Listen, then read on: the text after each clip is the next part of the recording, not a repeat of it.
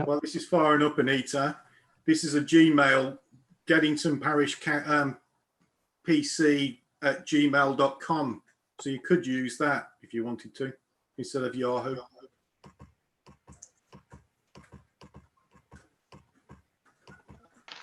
Oh, we can't hear you, Anita.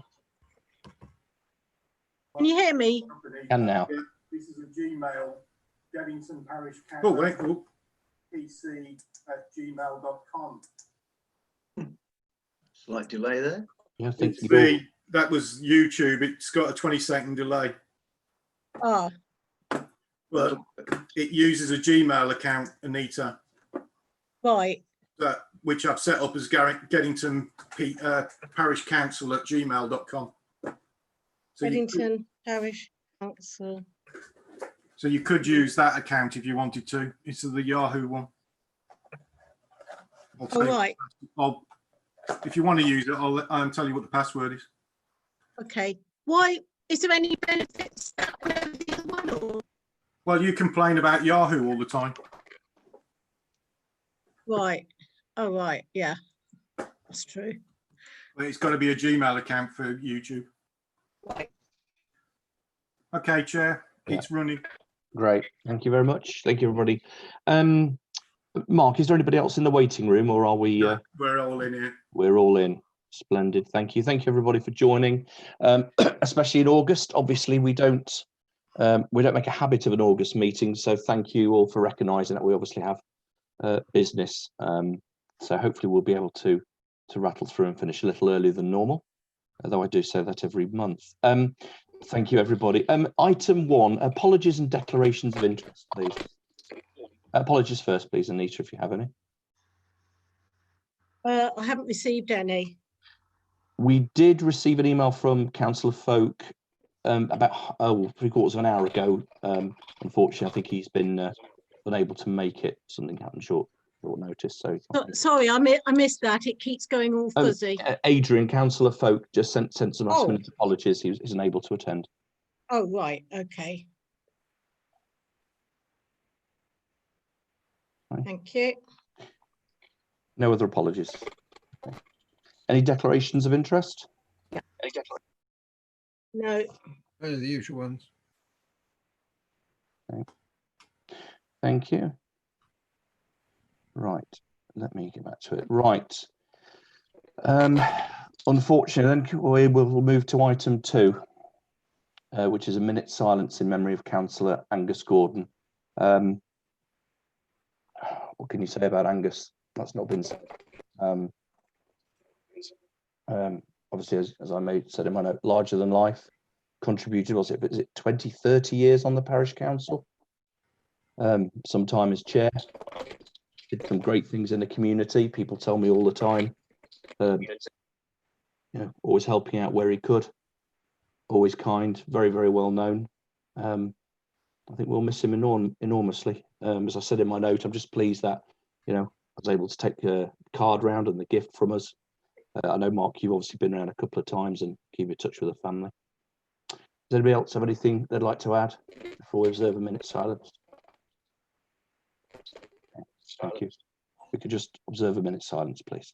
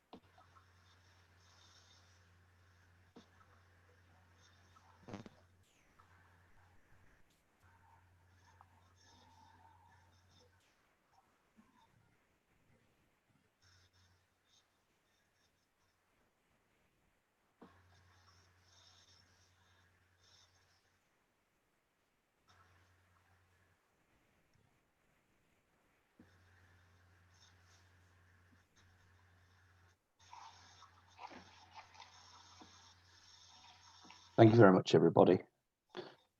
Just regarding Angus, I don't have any details of funeral or anything like that. Mark, I don't know if you know. It's Tuesday at 12:30 at the church. It's an outside service, so everyone, as long as we social distance, is welcome. Is that? I thought I wouldn't be able to go, but I will be able to go now. So. This is a week tomorrow. No, tomorrow. Tomorrow, actually, tomorrow. Yeah. I think they're from memory. I think it's wear something colourful. Right. But I'll check and confirm that. Thank you. Thank you very much. All right. Well, there's, I think, a few hellos and goodbyes this meeting. Item 3 was co-option. Anita, I wasn't sure, were we expecting Paul this evening? I know that he's given you all the forms completed, obviously still seems very keen, which is great. Yes, yeah, I was expecting him to be here. I mean, he didn't say he wasn't, so I assumed he would. Perhaps I shouldn't have assumed it. Yeah, he seemed very keen. I'm a little Perhaps unsure. Perhaps he wasn't thinking that there was going to be an August one. I don't know. Well, if he doesn't go opted, he doesn't have to be here. Did you send him the agenda, Anita? Sorry? Did you send him the agenda? No, I didn't. Well, he wouldn't be able to get on then. He'll be watching it on YouTube. John. Yes, I spoke to him, or was in contact with him a couple of days ago, and he is on holiday, and he told me that he had given his indication that he wouldn't be here at this meeting. Right. So he's going to be ready for the September meeting. Right, but I'm not entirely certain. Have we agreed that he's co-opted? No, that's what I thought, Mark. No, hence the item on the agenda. Yeah. But I suggest we just proceed with that. Unless anyone objects. Well, I propose we accept him as co-option. Yep. Thank you, Mark. And would like to second that. Peter, thank you very much. Splendid. So you've heard the proposition that we co-opt Paul Johnson to the parish council. All those in favour? Splendid. That looks to be unanimous. Splendid. Thank you. That's great. Well, we look forward to working with Paul. I'll drop him a note this week. Splendid. Now, it's not on the agenda, kind of slightly taken over the sad news by Angus, but I wanted to say something at the start. Again, connected with hellos and goodbyes. Unfortunately, we're going to have to say goodbye to Sue. Beloved Councillor Wenborn, who will be leaving the village very soon. I'm just going up the road, but will unfortunately have to resign from the parish council. I've really appreciated having Sue on board the last 2 or 3 years. Really invaluable contribution. Sue always says it how it is, doesn't hold back, but it's always at the same time very respectful, very considered. Sue, it's been great working with you. Mark. Yeah, just because Sue's moving out of the area doesn't mean she has to resign. She can carry on until May, until the elections. Oh, can I? Yeah, you can move to Isn't it Australia and then still be I'd parish councillor. like to do that. Yeah. No. Are you Oh. living within three? Are you going to live within 3 miles of the village, Sue? I'm going to Stannion, hopefully. Yeah. Well, You may well be able to continue. It's, you know, there is an area. I think it's 3 miles, isn't it, Mark? No, that is when you join. Once you're a councillor, you could move to Australia and still be a councillor. Oh, really? Yeah. Oh, Like well, I will An see my- MP up north did that just after the elections 8 years ago. Sue? rescind my resignation then. Oh, splendid. Hey, Mind you, Splendid. Chairman, it's Stannion, so watch out for conflicts of interest. You see, Yes, like the definitely. CIA, you never really leave. Well done, Sue. Splendid. Oh, thank you Oh, for thank you. staying Thank you. on. No, that's brilliant. Good That's news. great news. Fantastic. Well, in that case, smiles all round. Great. Super. Right. We'll move to public session then. Any questions sent in from the public? Obviously, no Members of the public attending. Anything sent in? No. Claire, was that hand up? Sorry. No. No. Great. Okay. Reports from county and borough councillors. Anything from Victoria County, Anita? No, she hasn't sent anything in. Okay. Mark, anything from yourself? Not a lot, to be honest. Everything's still chugging along. There's a bit of confusion about the Northampton Telegraph thing about COVID on Friday. It's caused a few hairs to start running when all it was really was a reiteration of all of the current measures, not any new ones. Kettering's numbers are going down really well at the moment, so Corby and Wellingborough are the boroughs that are a bit worried at the moment. Northampton's gone down significantly as well, but it's still amber. Other than that, there hasn't been any meetings, and it's July now, so it's holiday season. In terms of unitary, there's been odds and sods happening, but nothing significant. And the next full council meeting is in the next couple of weeks, I think. So we'll know more about what's going on then. Thank you. Any questions from Mark from a borough perspective? No? Okay, thank you, Mark. Item 5 then, minutes of the last meeting. So we're first just approval of the draft minutes of the main meeting, 13th of July, which I believe have been circulated. Any comments or corrections needed for those minutes of the 13th of July? Okay. Splendid. Do I have a proposal that we accept those minutes? I'll propose that. Mark, thank you. And seconded by Sue, Anita. All those in favour, we accept those minutes. That's great. Thank you very much. Yes, and Terry will actually abstain on that. Just had the note through Anita. Thank you. Splendid. Thank you. Right, matters arising.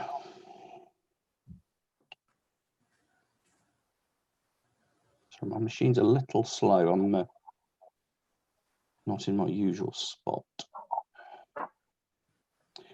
Okay, so any matters arising.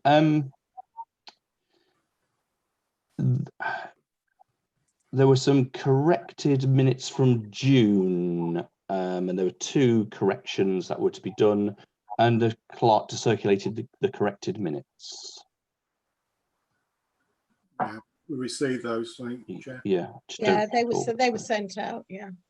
Fantastic. Okay. Yeah, so, Right. sorry, just one thing. For some Sorry. reason, they dated the 9th of June, and the meeting was the 8th of June.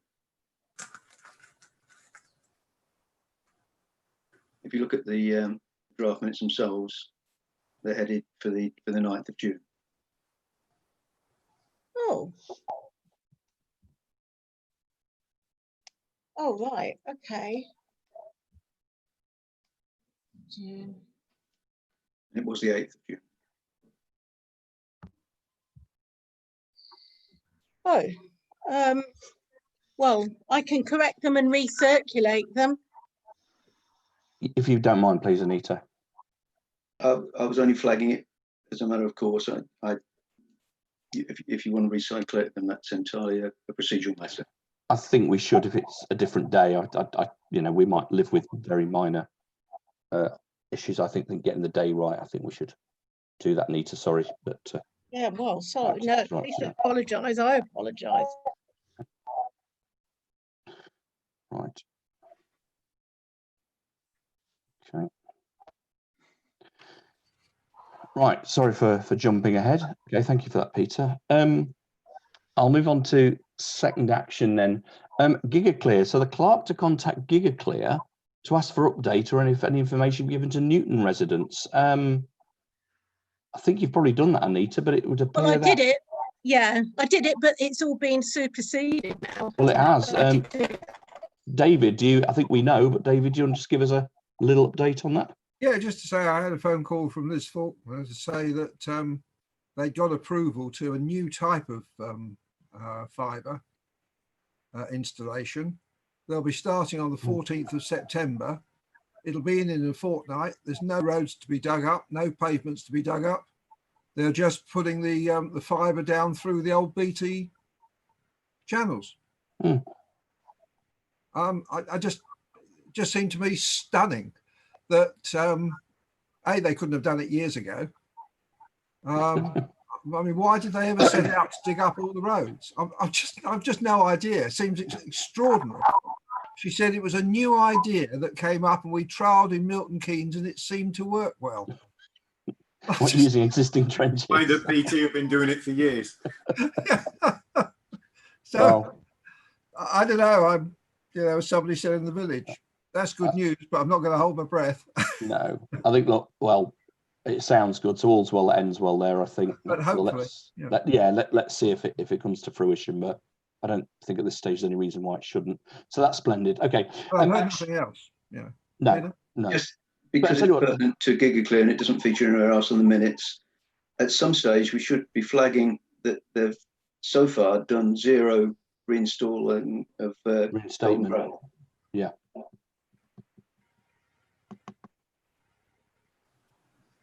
Yes. Okay. I can send an email to them reminding them that it's outstanding. Yes, please, Anita. Yeah. Because I think they did say initially it couldn't be done until the weather warmed up. Well, I don't think they've got any excuse now. It's much warmer, is it? Been quite warm at this end of the village. I don't know about anywhere else. Yeah. Thank you, Peter, that intervention. And yes, Anita, please, if you could send them a note. Thank you. Okay. So action 3 then, again around Gigaclear. The clerk to send Councillor Rowley. I did have my hand up, Chair. Oh, sorry, John. I'm trying to look at 2 things at once. Sorry, I realise. Does that seriously mean that we didn't need to have all those roads ripped up, and we could have had this new system in that they've suddenly thought of? Probably not in Geddington. Incredible. Right. I think it would be different, Mark. I would imagine Newton being the shape it is, with one entrance, one exit, that there's one clear conduit trench, I would imagine, whereas in Geddington, it had to be everywhere. I don't know. But it's logical that it should follow the BT lines. Yeah. The around the village, they would have had to have dug up outside everyone's house to go from a conduit into the house. So it's for actually in Geddington, it would have been probably easier to do it than dig loads of trenches to try and find the BT. Whereas in Newton, it's only 7 odd people. Yeah, thanks. Yeah. Okay, sorry. I'll move to action 3 then. So clerk to send Councillor Rowley, Councillor Perry's email as to where the Gigaclear installation is currently taking place. But again, I presume that's connected with Newton anyway, or I wish to find out about Newton. So I suppose that's been superseded as well. But still, I don't think I've received that, Anita. You sent me an update, I think, but not the original one with the locations on. Yeah, I've got down here, I sent it 15th to the 7th, but I think you're right. I think I sent you I sent you the one which I thought was the most relevant, but I don't think it was the original. I'll have a look. I'll have a look back and send the original. It's the one with the dates on that I need. Right. Dates and villages that they're doing. Oh, right. Okay. Okay. Okay, thank you. Right, the replacement bracket for the gate. Mark, you kind offered to try and fix that lock and bracket again at the back of the. I still haven't had a chance to do it. Okay. I'll try and do it in the next weeks. Okay. Right, there's a bit of Newton, but we'll talk about that later. So again, within the recreation field, council only to request one bin to be moved in the recreation field to an area more heavily used. We saw that they first said no, then they did it anyway, by the looks of it. So thanks, Mark, because they did do it. Yeah, to be clear, we asked for an extra bin. They said no. So Yes. I was then asked to, can we move a bin? So they moved a bin. Oh, I thought they said no to moving the bin as well. Oh no, okay. The guy who went to do the survey just ripped it out of the ground and moved it.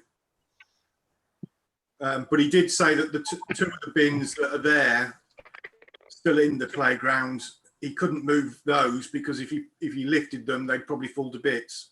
They may need replacing at some point. We've obviously seen from Peter and Adrian's emails that that bin was heavily used, wasn't it? So it certainly justifies moving the bin. And I suppose at least people put the rubbish next to it, mostly in bags. And of course, I note that, was it yourself, Peter, who mentioned that actually someone came the next morning from KBC and emptied it, which was pretty good service.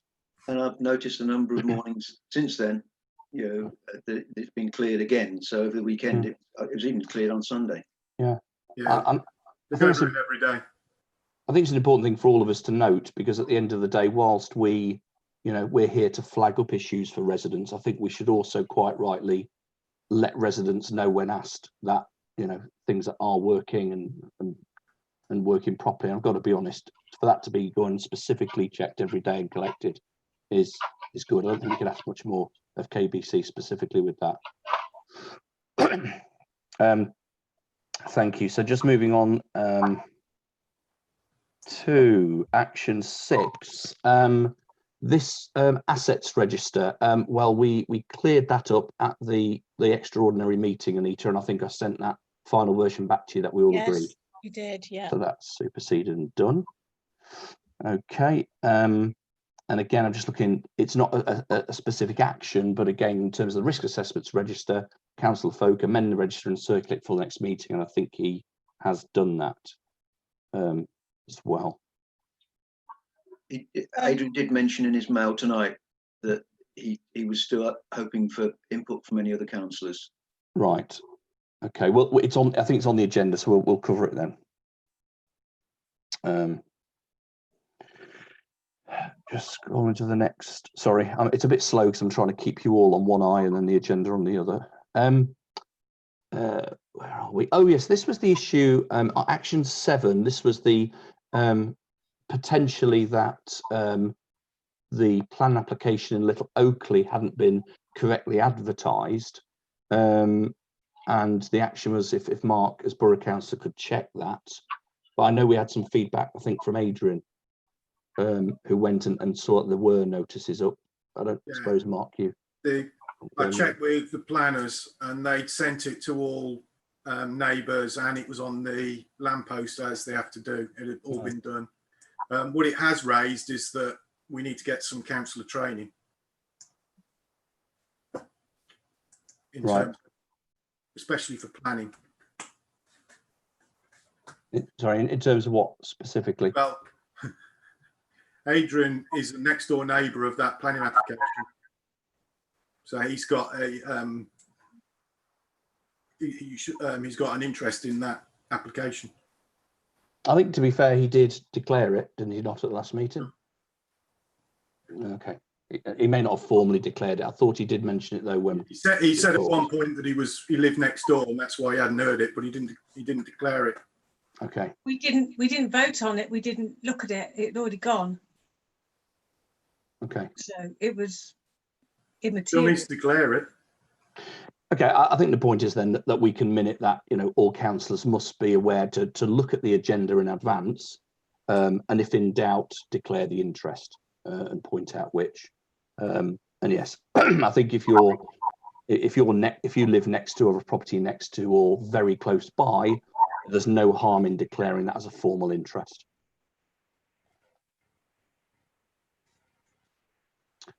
Okay. Action 8 was to reply to the resident who had raised some issues around at the end of West Street, trying to get out and cars parked opposite. Did you send a reply to the resident? Yes, I sent a reply. I haven't had any feedback, so. Okay. So, Okay, thank you. Splendid. Action 9 was Adrian to fill out the form for review to Sarah Barnwell, and I see Adrian did do that because he got a response, which is good. Right, item 10. Yes, we're going to cover that off later, the electrician. Okay. Action 11 was the Star by Nancy Moore steps. We had some really good positive news there.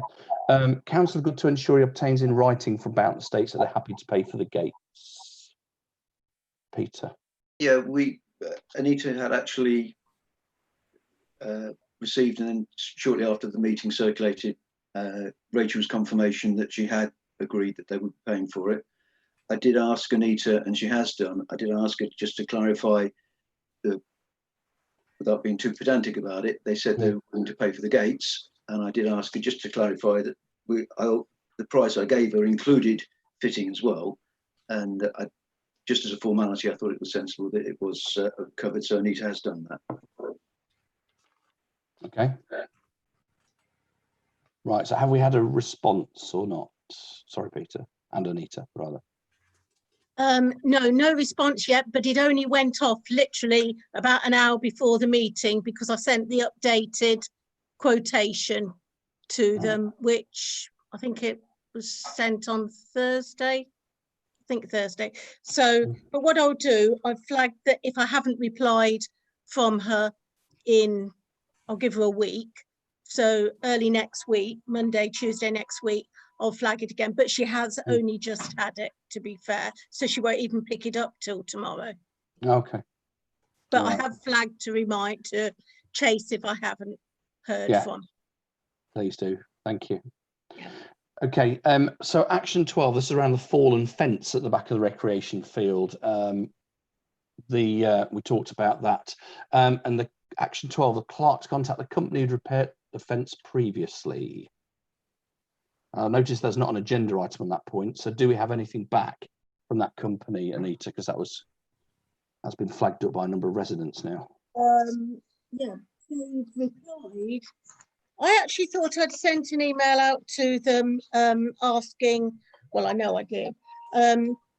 Yeah, they've said, yes, this is absolutely something we can help you with. We are booked up this week. Would you be able to available next Saturday to show us the fencing that needs replacing? Now, I did send a reply asking, do they mean AM, PM, what sort of time?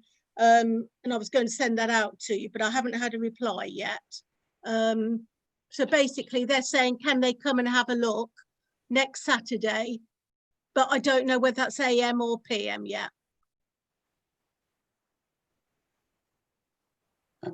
Okay. If you need a volunteer to meet with them on site, I'm one of them, sure. There's perhaps others, but I'd be available.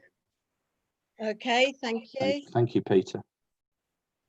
Yeah, if you just... I'm just a little concerned that when we spoke about it at the last meeting, we agreed it needed to be done as a matter of urgency. 5 weeks on, and they won't even be able to looked at it. Well, I sent it off middle of the month, but I didn't get a reply for nearly 2 weeks. So I actually chased it last week and I got a reply. I got a reply on Thursday. Yeah, we didn't tell them it was urgent, did we? I'm just concerned that if somebody had fallen into the river. I told them it was a health and safety issue as the fence is between the wooded area and the brook. Okay. Perhaps we ought to have an alternative if they're too busy. Peter? You would hope they would put health and safety ahead of decorative work. Yeah, if we could just recap the way that it was discussed at the previous meeting, as David was the one who particularly pointed out that since this seems to be about twice the length of the previous length that was replaced, and we were happy with the previous quote because it was a health and safety issue, if they came up with an indicative price that was about twice the amount that we spent on it previously, that we would, we did vote that we would go ahead with it. So I just wanted to sort of flag that to Anita that, you know, if we still agree that that is the way forward, we don't need to wait until the next parish council meeting to approve the purchase. We did agree in principle that it could be paid for. Yeah. Okay. Okay, so Anita, if you could kindly press them again and over, obviously the specific of AM and PM, and mention that, you know, a councillor is ready to meet with them, but really needs to know the time because he's got other things to do. And I'm sure, Peter, you'll just mention that fact to them. If they could turn that round, that quote quickly, it doesn't need to be all singing or dancing, but then obviously then we might be in a position to authorise it very quickly as well. Right. Okay. Thank you. Action 13, again, it's connected with the fence article for the next newsletter to raise publicity of the vandalised fence. So again, yes, I mentioned that in my piece for the newsletter, and I think that's I'm not if the newsletter's come out yet, but certainly Paul and co confirmed that it would be in there. And I think that's it in terms of actions for that meeting. Cool. Right. We now back to the agenda. Right, item 5C. So this is the approval of the Parish Council extraordinary meeting draft minutes held on 20th of July. And I'll obviously apologise in advance for the standard of my minutes.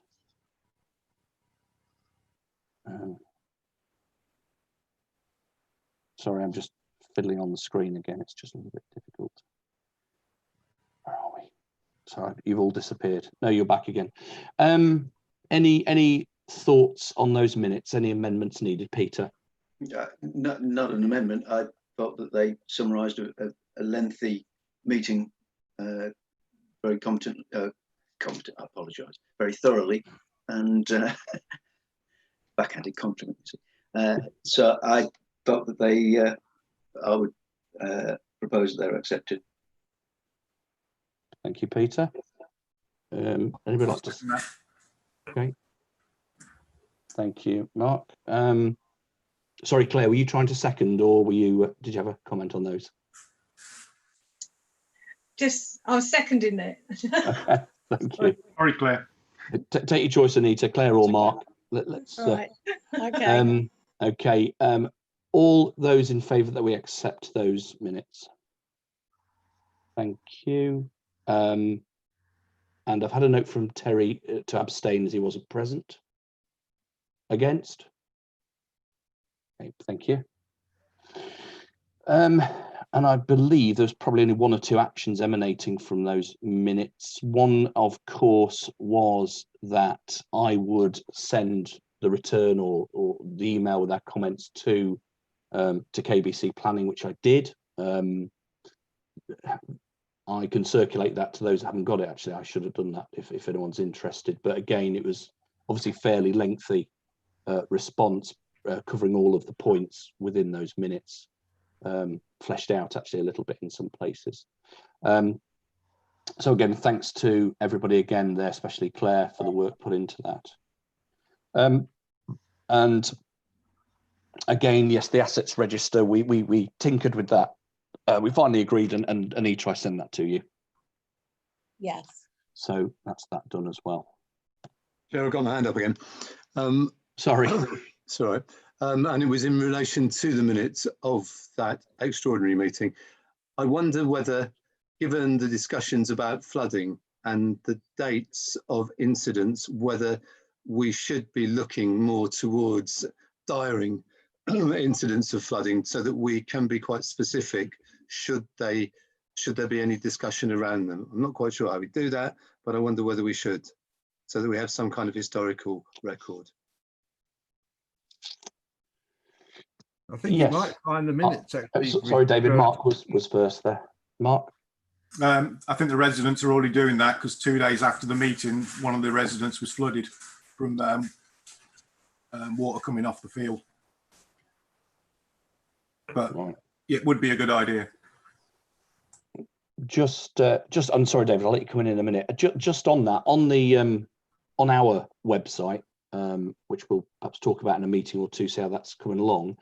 Mark, do you know, could there be a receptacle on that website for us as parish councillors to log things against a diary with a tag like flooding on the 13th of July or something like that? Or is that a little bit, does that need a bit of development, or is... It'd be a bit public. Developer could see it. Couldn't it be seen as one of the duties of our flood wardens, that we keep a record of floods? Yeah, it could be. It's fine. Like I say, it's finding something that's accessible to them. I don't think it necessarily needs to be confidential, as long as if anybody's gardens or anything's covered, they know that that's where it's going. We perhaps don't want to get too bogged down in this, but I'm just taking John's original point. I think in terms of this, as Mark's just said, people are now taking note, they're taking photographs, but floods in general, you're right, we don't have a brilliant way of recording it. And ideally in this electronic age, that would be some kind of electronic receptacle. We could put them on, you could put them into the website, save the documents in there and not actually publish them. So that at least they're in one place. Or you could put them on Dropbox that we've got. Yes. John, Dropbox would actually be right. I mean, if it's just one folder, which is, I don't know, village incidents, subfolder flooding, subfolder 2020, subfolder, and then photographs and an account are put in there. Yeah. That'd be the better idea. Yes, that would be better. It's got a confidentiality around it, and then it'd be just easy to go and find. Yeah. Okay. All right. Okay. I'll talk to you offline, Mark, about that Dropbox and just have a look at access to it and how we might shape that. Yeah, I can't change it. Only Anita can change it now. Okay. Chairman, all I was going to suggest was that the major flooding incidents we've had over the Newton Road and the main road and at the top of the Wood Street and the berm have all been mentioned in minutes over the last few years. Yes, they have, and they're there. It's getting. I mean, I appreciate it's a question of getting at them, but you know, they should be there.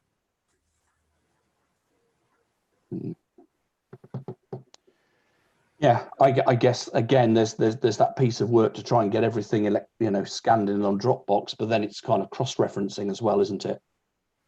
I think we probably need to do one before we do the other. I think at the moment I think we have enough for that particular application. Certainly for it to be looked at in some considerable detail. And I think the key thing was the flooding coming off the fields. And not so much the Newton Road. However, yeah, Anita. Would it help to start with if I start to assemble a simple spreadsheet saying the incidents and just copying and texting any text from at least when I started, and then trying to reference the photos to it as a backup, so to speak? Yeah, I think that would be good. Would it help? It would help. And like I say, we didn't necessarily even need to replicate accounts in minutes, but if you could reference the minutes it appeared in, we could rush toward that. It sounds good. John, I think you had your hand again. Yes, it wasn't specifically at all to do with that application, but that's where it arose from. I just think because flooding is a major issue, there may be questions about maintenance of flood alleviation channels and bunds and berms and stuff like that. It would be expected that an authority would come to us and say, how many times has this happened? And we really should be able to give those specific references. Yeah. I take the point that they are likely to be referred to in minutes, but not, it's unlikely, it may be relatively unlikely that specific dates will be there. Yes, and minutes never contain photographs, do they? Claire, you had your hand up. I've got it on the agenda for under environment, the Stamford Road drainage ditch maintenance, which I've been looking at, because we need to do something about that coming off this planning application. Yeah. Okay. Right, well, let's get back on track. But Anita, if you could start with that spreadsheet, then that is a start somewhere, isn't it? And then Yeah. we can always add to Yeah. that, and I'll have a chat with Mark and then yourself about how we can just a few more of us get into Dropbox.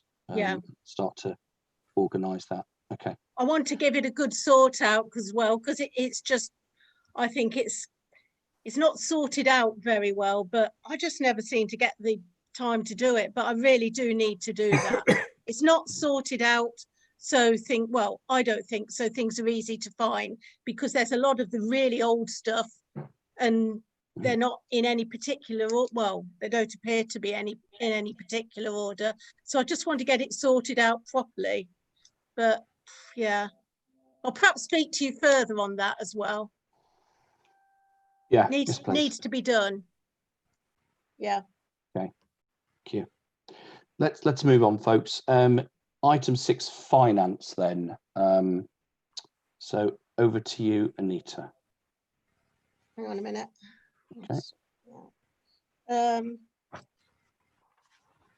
on.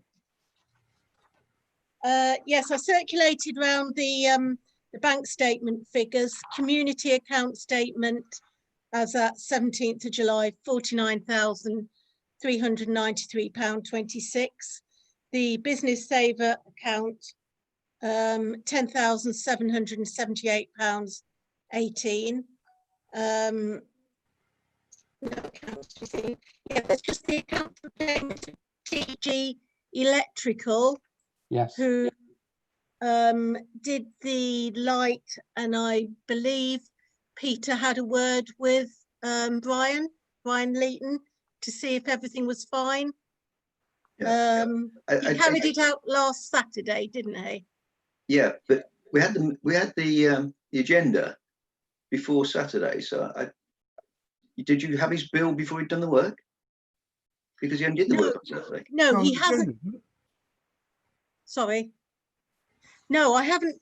He sent a quotation in. Yeah. So I'm within the next month, but we've only had the quotation. I didn't know whether you wanted to authorise it as at that amount, though, well, so that when it comes in.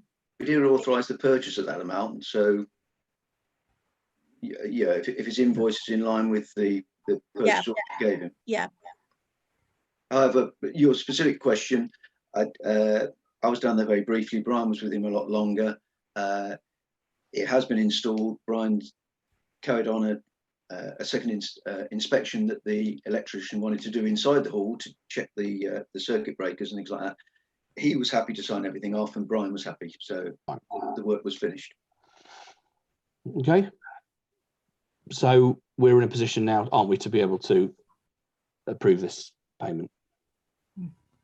Okay. Well, in that case, I propose that this account be paid to TG Electrical. Yep, David seconded. All those in favour? Thank you. Abstain? Against? Great, thank you very much. Third item under finance, then it's the finance regulations, Anita. Amendment to financial regulations.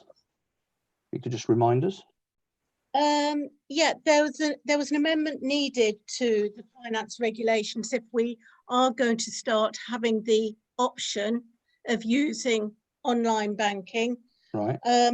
I believe I sent an email to both Mark and David Rushton, because they're the only ones that can, I sent the wording, but they're the only ones who can. I haven't got an Adobe, is it Adobe Rereader? I haven't got that, so I can change it when it's already in PDF. I can't change it. I sent you the Word document. When I sent the PDF, I sent the Word version as well. Oh, right. Okay. When did you send that, Mark? I must have missed that. When you asked me to change it last time. A couple of months ago. Oh, right. I was waiting for a reply. So yeah, I didn't realise. Yeah, okay. I'll pick it up from when you sent it then. Sorry, I was expecting you to send it this month. So Anita, you have enough. Okay, so if you've got the Word version and you know what the new wording is, it's just a Yep. case of circulate that before the next meeting for us to be able to approve, Yep. isn't it? Yep. We don't have to discuss wording. We've done the wording, haven't we? Well, I'll circulate it and then you can Yeah. approve Okay. it or otherwise. Sorry, Yeah. Chair, is this the wording to go into the financial regulations or the wording to go to the bank? To go into the financial regulations. Okay, right. That's fine. Okay. I'll circulate it. Thank you. Right. Item 7, the risk assessment register for final amendments and sign off. So did Adrian say he's still waiting for some feedback on this? Did I catch? That's in that mail group that he sent round sort of last minute this evening. Yes. He did. I'd given him some feedback on some pieces, but I said I'm sure there's others that have got probably more relevant feedback on, because it's a lot of it is historic. Yeah. And so he did reiterate in that email tonight, if you've got anything, please give it to me. David, did you manage to get back to Adrian? Because I know there was quite a few financial related ones. Yeah, You did, no, yeah. I'm just asking. Long time ago, I thought it was all dealt with. Yeah. Okay. The only thing I remember was this question of the benches, Yeah. Well, what? which is neither here nor there. Sorry, say again, David. Which are neither here nor there. Yeah, this is the risk assessment, not the assets register. Oh right, yeah. Oh, sorry. Yes, you're right. Yeah. No, risk assessment was. You fed back to Adrian. So that was all about the names, wasn't it? Yes, it was. So long ago. Yeah. Yeah. No, I said to him, it should not have names in because you don't want to change the risk register. Yeah. Every time somebody changes job. No, I think Adrian accepted that. But it's just. I assumed it was all dealt with. Yeah. Fine, because Adrian's just sent a note. He says he's got the note sent in from Peter. He'll aim to update it this week. If anyone else has anything further, can I suggest I receive by end of play Wednesday? That way I'll be able to update the document and send out by close of play Friday. So I think as Peter says, what Adrian's asking for is if we've got any other feedback, review it one last time, get it to any feedbacks in by Wednesday, and he'll consolidate everything into a final draft. Yeah. Okay. Okay, thank you. Right, item 8, planning. Councillor Buxall. Right. So decisions. We've got 2 decisions. The first one is for Weldon House in Little Oakley, and this was the carport right next to the church, and that has been refused. And they just don't like it. Alien to the street scene, detrimental impact upon the church and the conservation area, and they've not provided any information to justify it on the archaeological remains and other things they haven't looked at. So that's refused. And the other one is also Little Oakley, and this was number 1, windows and door replacement, and that's been approved. Okay, so I can share my screen, which is got the details. Thanks, Claire. This first one, I'm not sure why we're even looking at it. It's for this drop curb in Newton Road, and if you can see, it's just there. I don't know why it's an application. Mark, do you know why this might have? I don't know why it's coming through as a planning application. They might have had permitted development rights removed when they did the bungalow at the bottom, the other house at the bottom of the garden. I don't think this is the same house. It's not, but they're the ones who put the application in. Oh, right.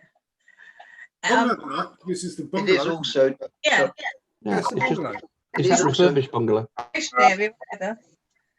No, they must have. Sorry, it's doubling up, isn't it, on the existing, because they've already got one drop curb, and they want a double width drop curb so they can get a second hard standing for Right. a vehicle. So if they want to take another vehicle off the road, that sounds positive. Yeah, excellent. Yeah. Or move it down the road. Yeah. I'm not even sure if we want to comment on this. I think we'd support that, wouldn't we? I don't know what people think. It. Yeah. Say they're doing it clearly to try and make more space to park on their land as opposed to the highway. And it's not the drop curb that's closest to the road junction anyway, because number 1 Stamford Road has also got a drop curb directly from that road. So it's just putting in an extra drop curb between 2 existing ones. Yeah. Okay. Nick, did you propose that we support it? I'm happy to propose that. Yeah. And I well, thought you just did. Well, I'll second that then. all those in favour of supporting that? Okay, thank you. Abstain? Mark, thank you. And against? Great, thank you. Thank you, Claire. Sorry, Nick, I was in favour, but I can't see how to put my hand up at the moment on the present screen. Ah, thank you, Terry. Sorry, I would say we keep forgetting about you, but thank you for that. All right. Thank you, Terry. Okay, well, the next one to look at is 17 Chaseview Road, and that's a full application with 2-storey rear extension. It's a mid-terraced house. It's, I think you can see here, this is the existing property, and this is what they're proposing to put on it. If you can see here is where it's located, and the neighbouring property has also been extended quite a large extension. So what can I say? It's a partial 2-storey. I'll just bring up the floor plan to show you. This section here is the existing, this is the additional. I don't know if anyone's got any feelings on it. I don't have any. My view of it is that from the road, it is invisible. It's actually, you know, as you say, it's a row of terraced properties and it's behind them, so you can't see anything from the road from anywhere. They're on the second story, they've proposed to put large, like double windows, like a doorway, but they don't overlook anybody here. It's garages at the back of their property, so yeah, they're like deluxe windows, aren't they? That's something I think that the planning officer would make a view on, and also they'd be looking at what the views were of the immediate neighbours on either side about overlooking. But I don't think from a parish council, there's no windows either side to overlook anybody.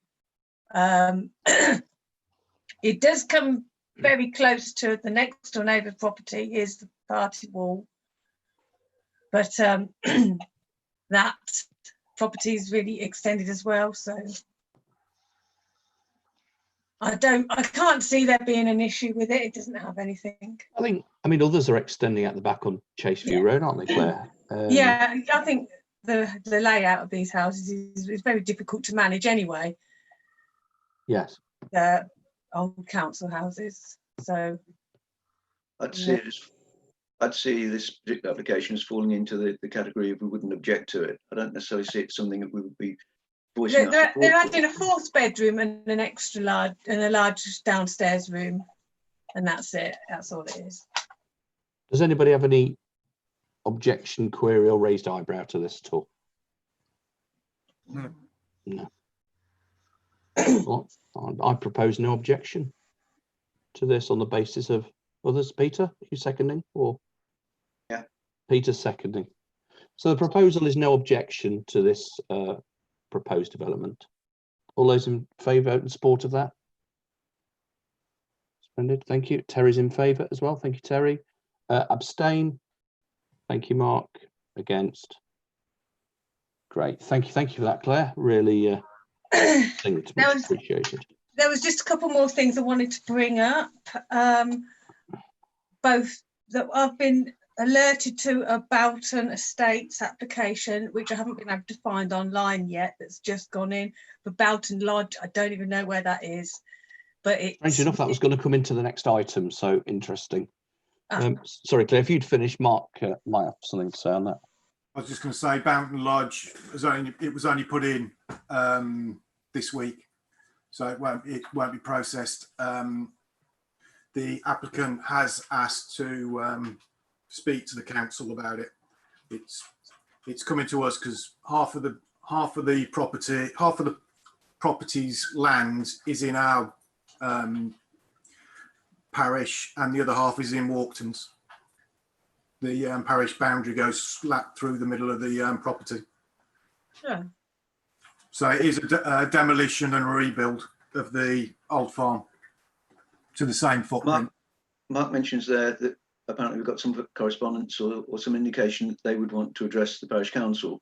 Yes. If the timescales are the way that the timescales are normally, it may require an extraordinary planning meeting. It hasn't started being processed yet by the planning department, so it'll probably be in line for next month.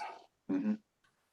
The email request we received, we would still be very keen to organise a meeting to take the members of the parish council through our proposals.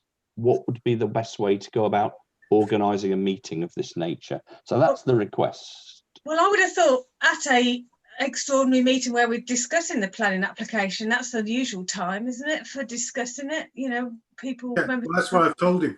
When we come to discuss it, he can address us there. He's addressing Walton Parish Council on Wednesday because they only meet quarterly.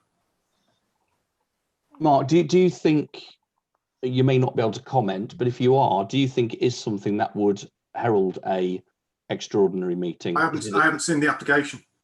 I just know about it because he came to me to tell me as a borough councillor what he was planning and needed advice as to which parish council he needed to speak to. Yeah, I mean, just the name Boughton Lodge suggests that it's not a summer house, and it's probably going to be quite large. It's an old farmhouse. He's building it as his family home.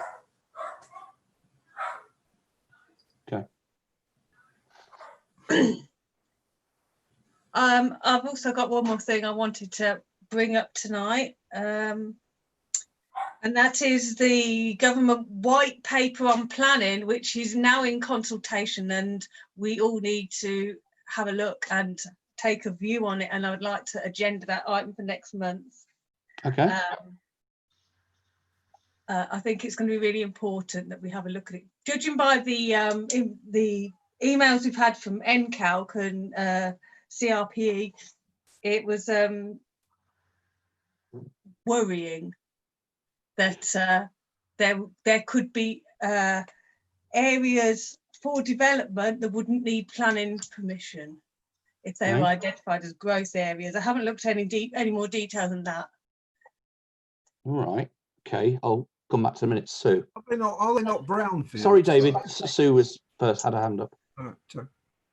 Yeah, I was just thinking, I've been reading about it too, and is it going to be one of those planning things that's going to take up an inordinate amount of time? So shouldn't we make an extra meeting? I know we don't want to keep making extra meetings, but shouldn't it come in under an extraordinary meeting rather than taking up abnormally amounts of time that in our normal parish council meeting?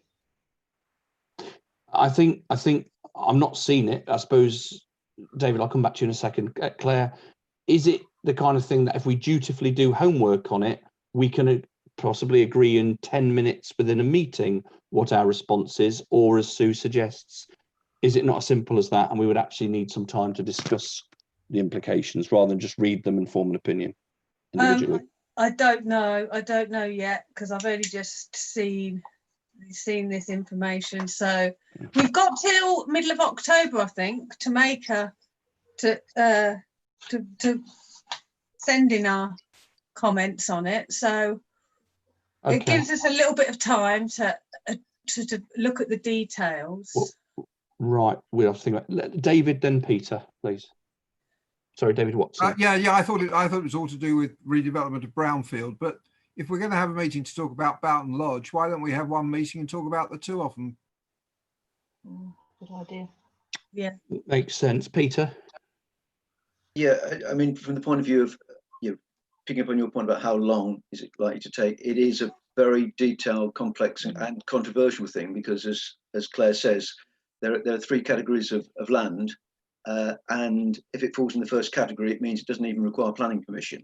Obviously, it is a draft white paper, but this is the only opportunity that parish councils or anybody else get of giving input on it. And it is, if you look at what it could mean, if it were to be implemented, it means that any site that has already been identified as suitable for development can then be developed without planning permission, without any specific planning permission for that development.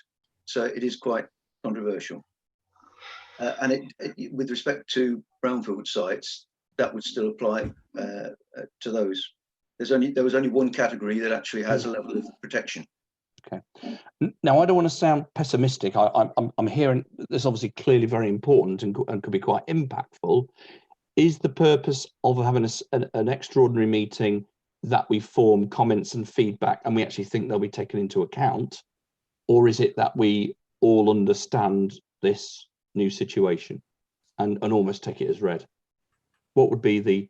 Well, back to what Claire was saying, that those emails that we've had from NCALC and CRP and those sort of things, they are actually asking parish councils to have it as an agenda item, to come up with a view and express that view.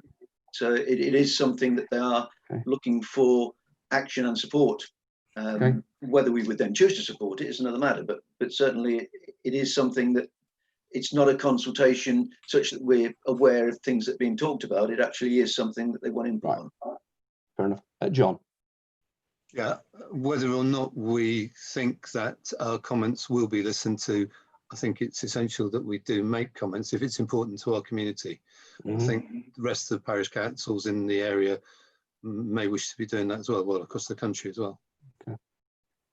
So the suggestion is that we schedule in a separate extraordinary meeting, potentially in September, but that would also, we would also consider, and again, we're guessing when this is going to land, the Boughton Lodge application, and hear from the applicant.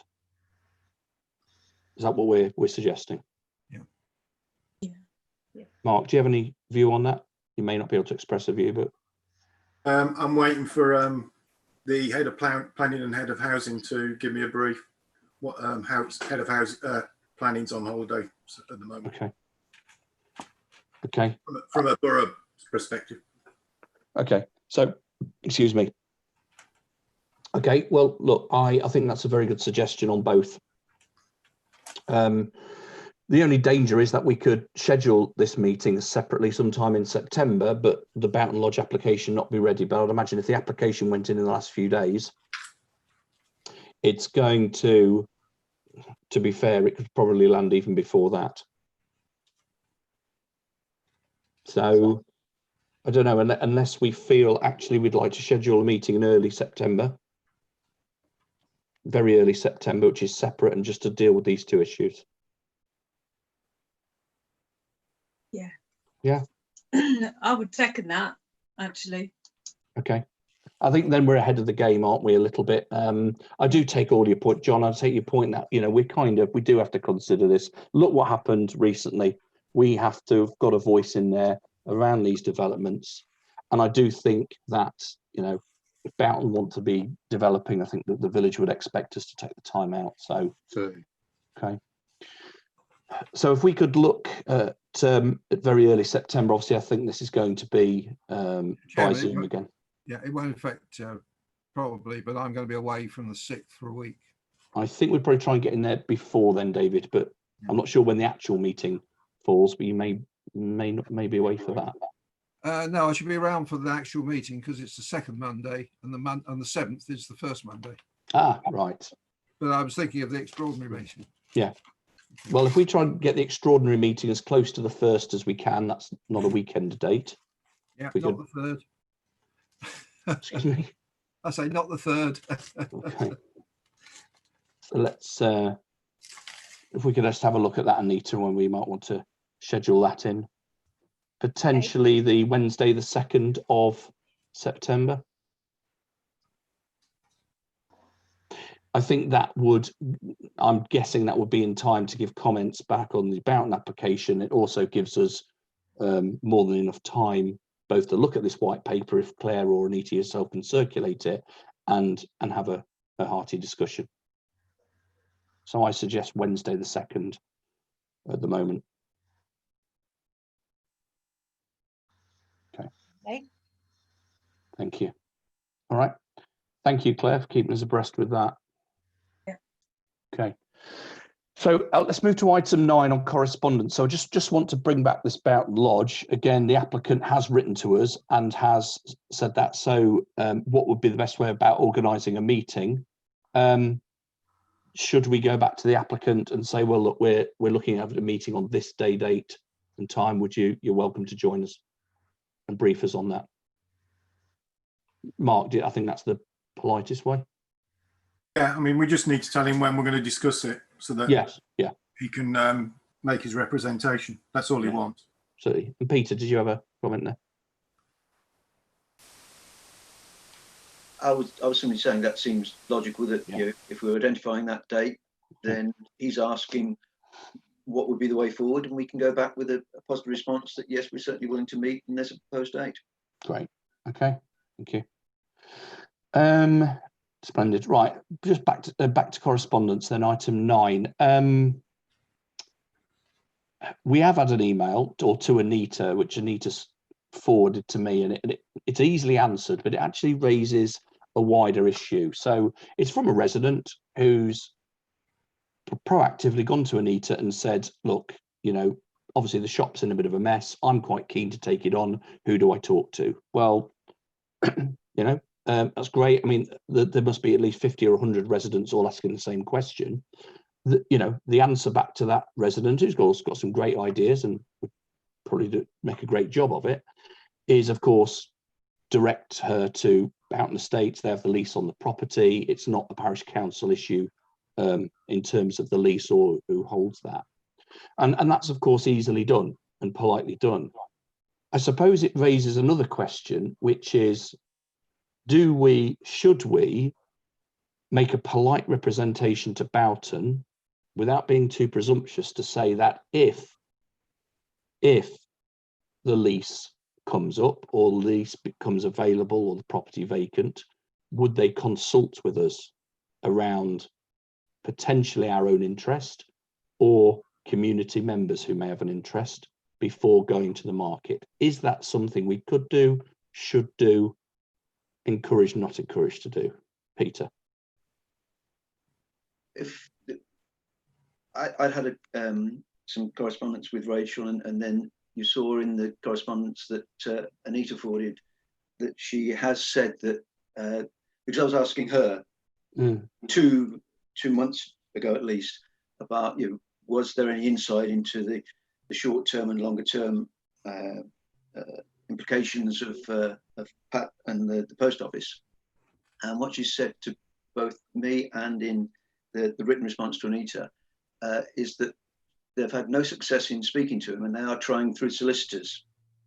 So since they are raising matters via solicitors, and that is Boughton already doing that off their own bat, then there may be a level of, shall we say, immediacy that's needed to about that sort of response. And I would support the logic that you're saying, that we're simply saying that it is a matter of fiscal concern to the parish council on behalf of the residents of the village. And when there is something that we can be briefed on, and obviously we recognise the confidential nature of any lease arrangement that there is between Boughton and the tenant. But if anything was to change, that we would like to be apprised of the situation. Yes. Yeah. David? Yeah, excuse my ignorance, but what is the current state of the shop? I mean, quite frankly, I've got fed up with going down to. I don't bother any longer. Neither do we. And not anybody, David. Mark, I think you may have an answer to that. I actually saw Pat. I've seen Pat twice this week, in the last week, actually. He was walking around Cafe Oak Garden one evening, having a cigarette. So I wandered in and had a chat with him. He had, and I saw him again yesterday, pumping his car tyres up because he's got a hospital appointment today or tomorrow that he's waiting for his okay. He's got high blood pressure and hemoglobin levels are low. So he's waiting for those to be sorted out before he can do anything. I did say, if they give you all clear, does that mean you're opening on Wednesday? I didn't get an answer. Just to update it, because that was the position that he did have on the shop door. Today, it's got a new note on there that says his test's been put back until the 17th of August, so nothing's going to happen until then. And that's the note that's only been put on today. And in response to David's question, obviously, we can confirm it still remains closed. Yeah.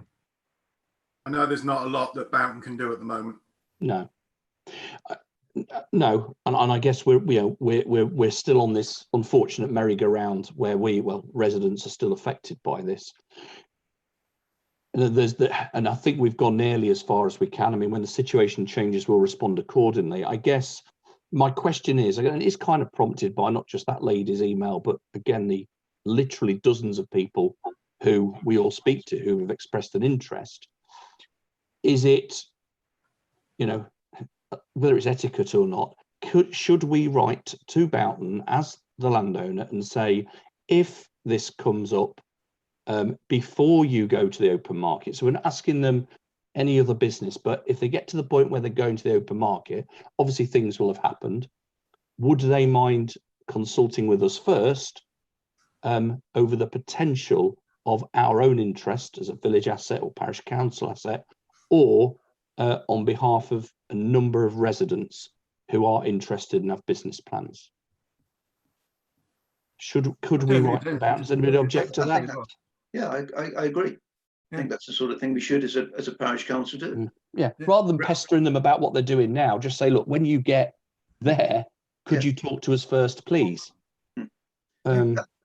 Because we do have a relationship with Boughton, that is essentially covering the ground of having it declared an asset of community value without having to go through that process.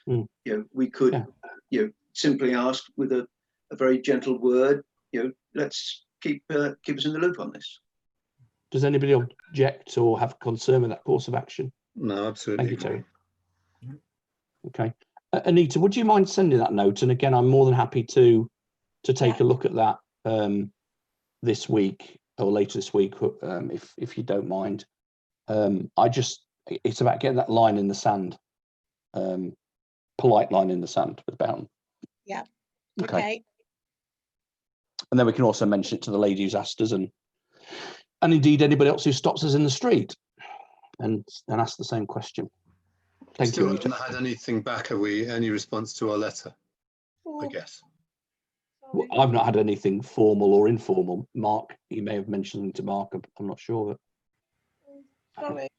Yeah, what can you do? It is just interesting that all of the notes that Pat has been putting in, he still refers to the fact that he's shielding. There was a number of times he was putting on his note that he was self-isolating, but the most recent ones have been saying that he's shielding because of his condition. But obviously the government guidelines on shielding changed, but that doesn't necessarily mean you can't make a personal decision.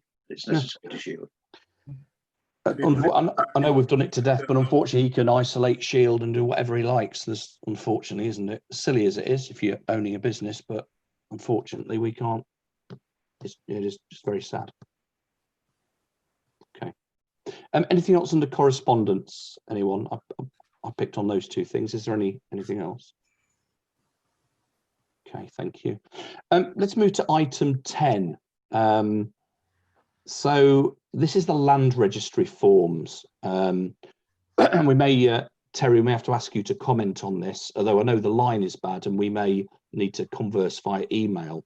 So Anita, you've got the results back from the land registry searches for the 2 plots of land we've been interested in. One was the Jitty from the New Road to Skeffington Close, and the other was the Stone Pit land.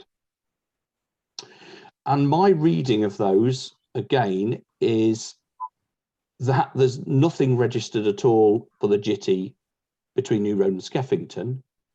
And then rather cryptically, although Terry might be able to explain it if he's had a chance to look, that the land registry record for the Stone Pit land, it's incomplete or something, or there's something not registered. But either way, we don't seem to be a lot further forward, although we do at least have the official results back. Terry, are you able to give us any comment on this, Yeah. or if you've had a chance? Yeah. If I remember rightly, and others in the council might know as well, wasn't Skeffington Close developed by Amberys, who were building contractors in the village years ago? In any event, whether they were or weren't, I think the next step I would suggest is to contact the neighbours on either side of the Jitty, who presumably have an interest in resolving this matter, and asking to have a look at their deeds, or simply apply to the land registry for office copy entries of their deeds, and that will probably disclose either that half of the Jitty was sold to the neighbouring properties, which I think we have ruled out, or that it's not registered. So that Jitty, as I understand it, was all part of land which was owned by the developers, either on the main road, where I used to live, or Skeffington Close. So it obviously wasn't, no, hang on. The fact that it's not registered, doesn't mean that it's not owned by anyone. It just means that the person who owns it hasn't registered their title, and they wouldn't necessarily need to have registered their title. I'm sorry to go on, but you may remember that I explained that if the property was transferred before Kettering/Geddington became an area of compulsory registration, then the land would remain unregistered. Therefore, it would belong to the people who'd owned it in the past. And the chances are that owners of property either fronting, is it Kettering Road at that side, isn't it? Or no, it's not New Road. Well, you know where I mean. The main road. It's New Road, yes. New Road. Yes, New Road. Or the ones in Skeffington Close, the people who owned all or any of those lands probably owned the Jitty at one stage.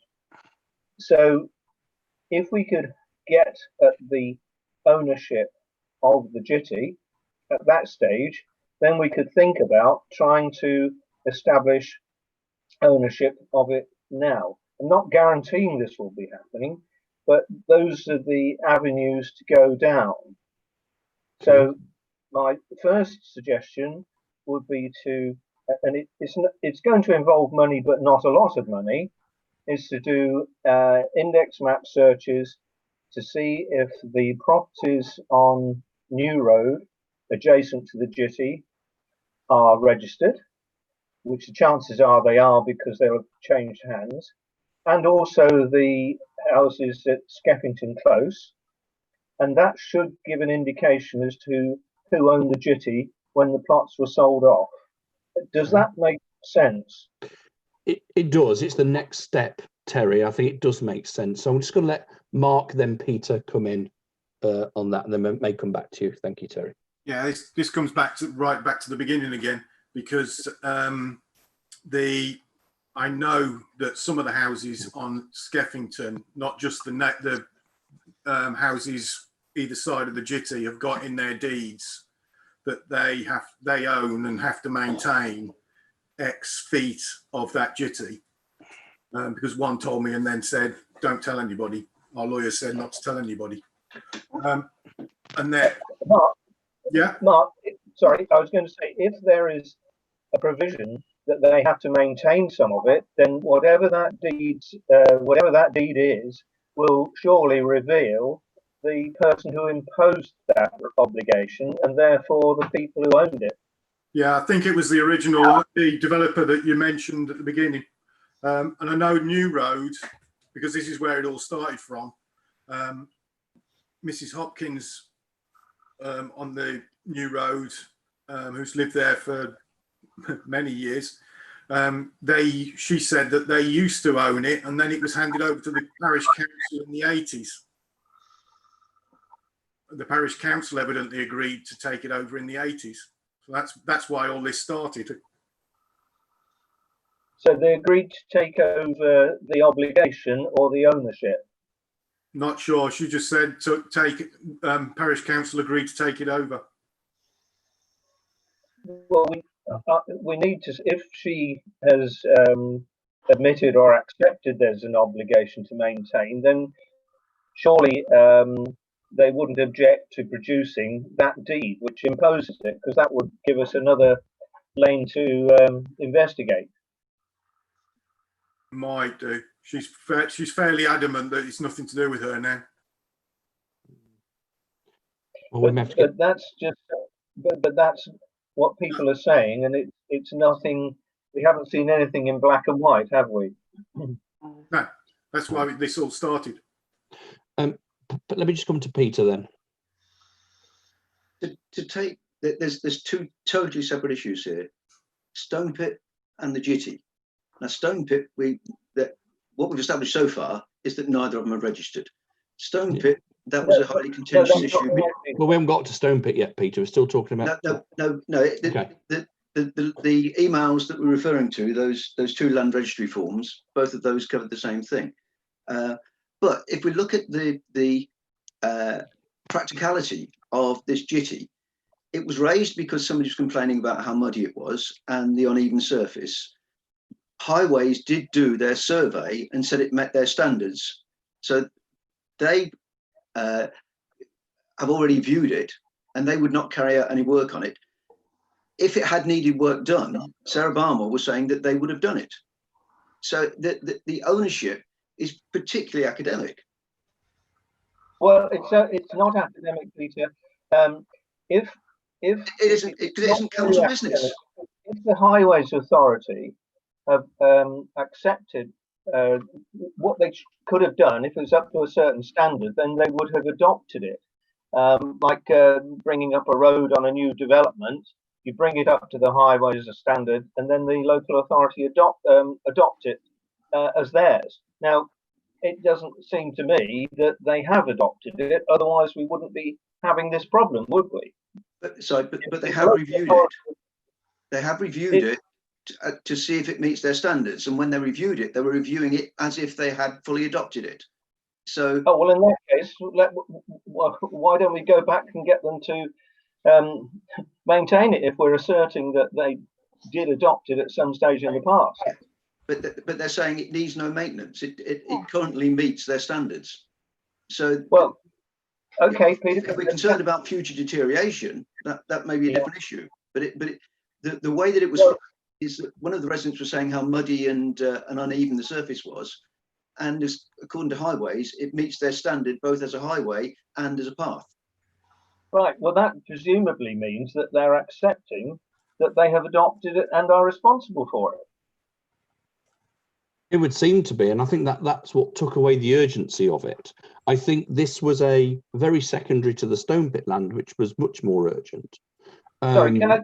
Yeah, I was sorry, Chairman. I was going to come to the Stone Pit land. Yeah, I know we're not quite there yet. I'm just emphasising that this was I wouldn't say it was a nice to have, but this was a look. If we're going to be doing searches anyway, let's check this out in case it becomes a bone of contention for us later or a future generation of parish council.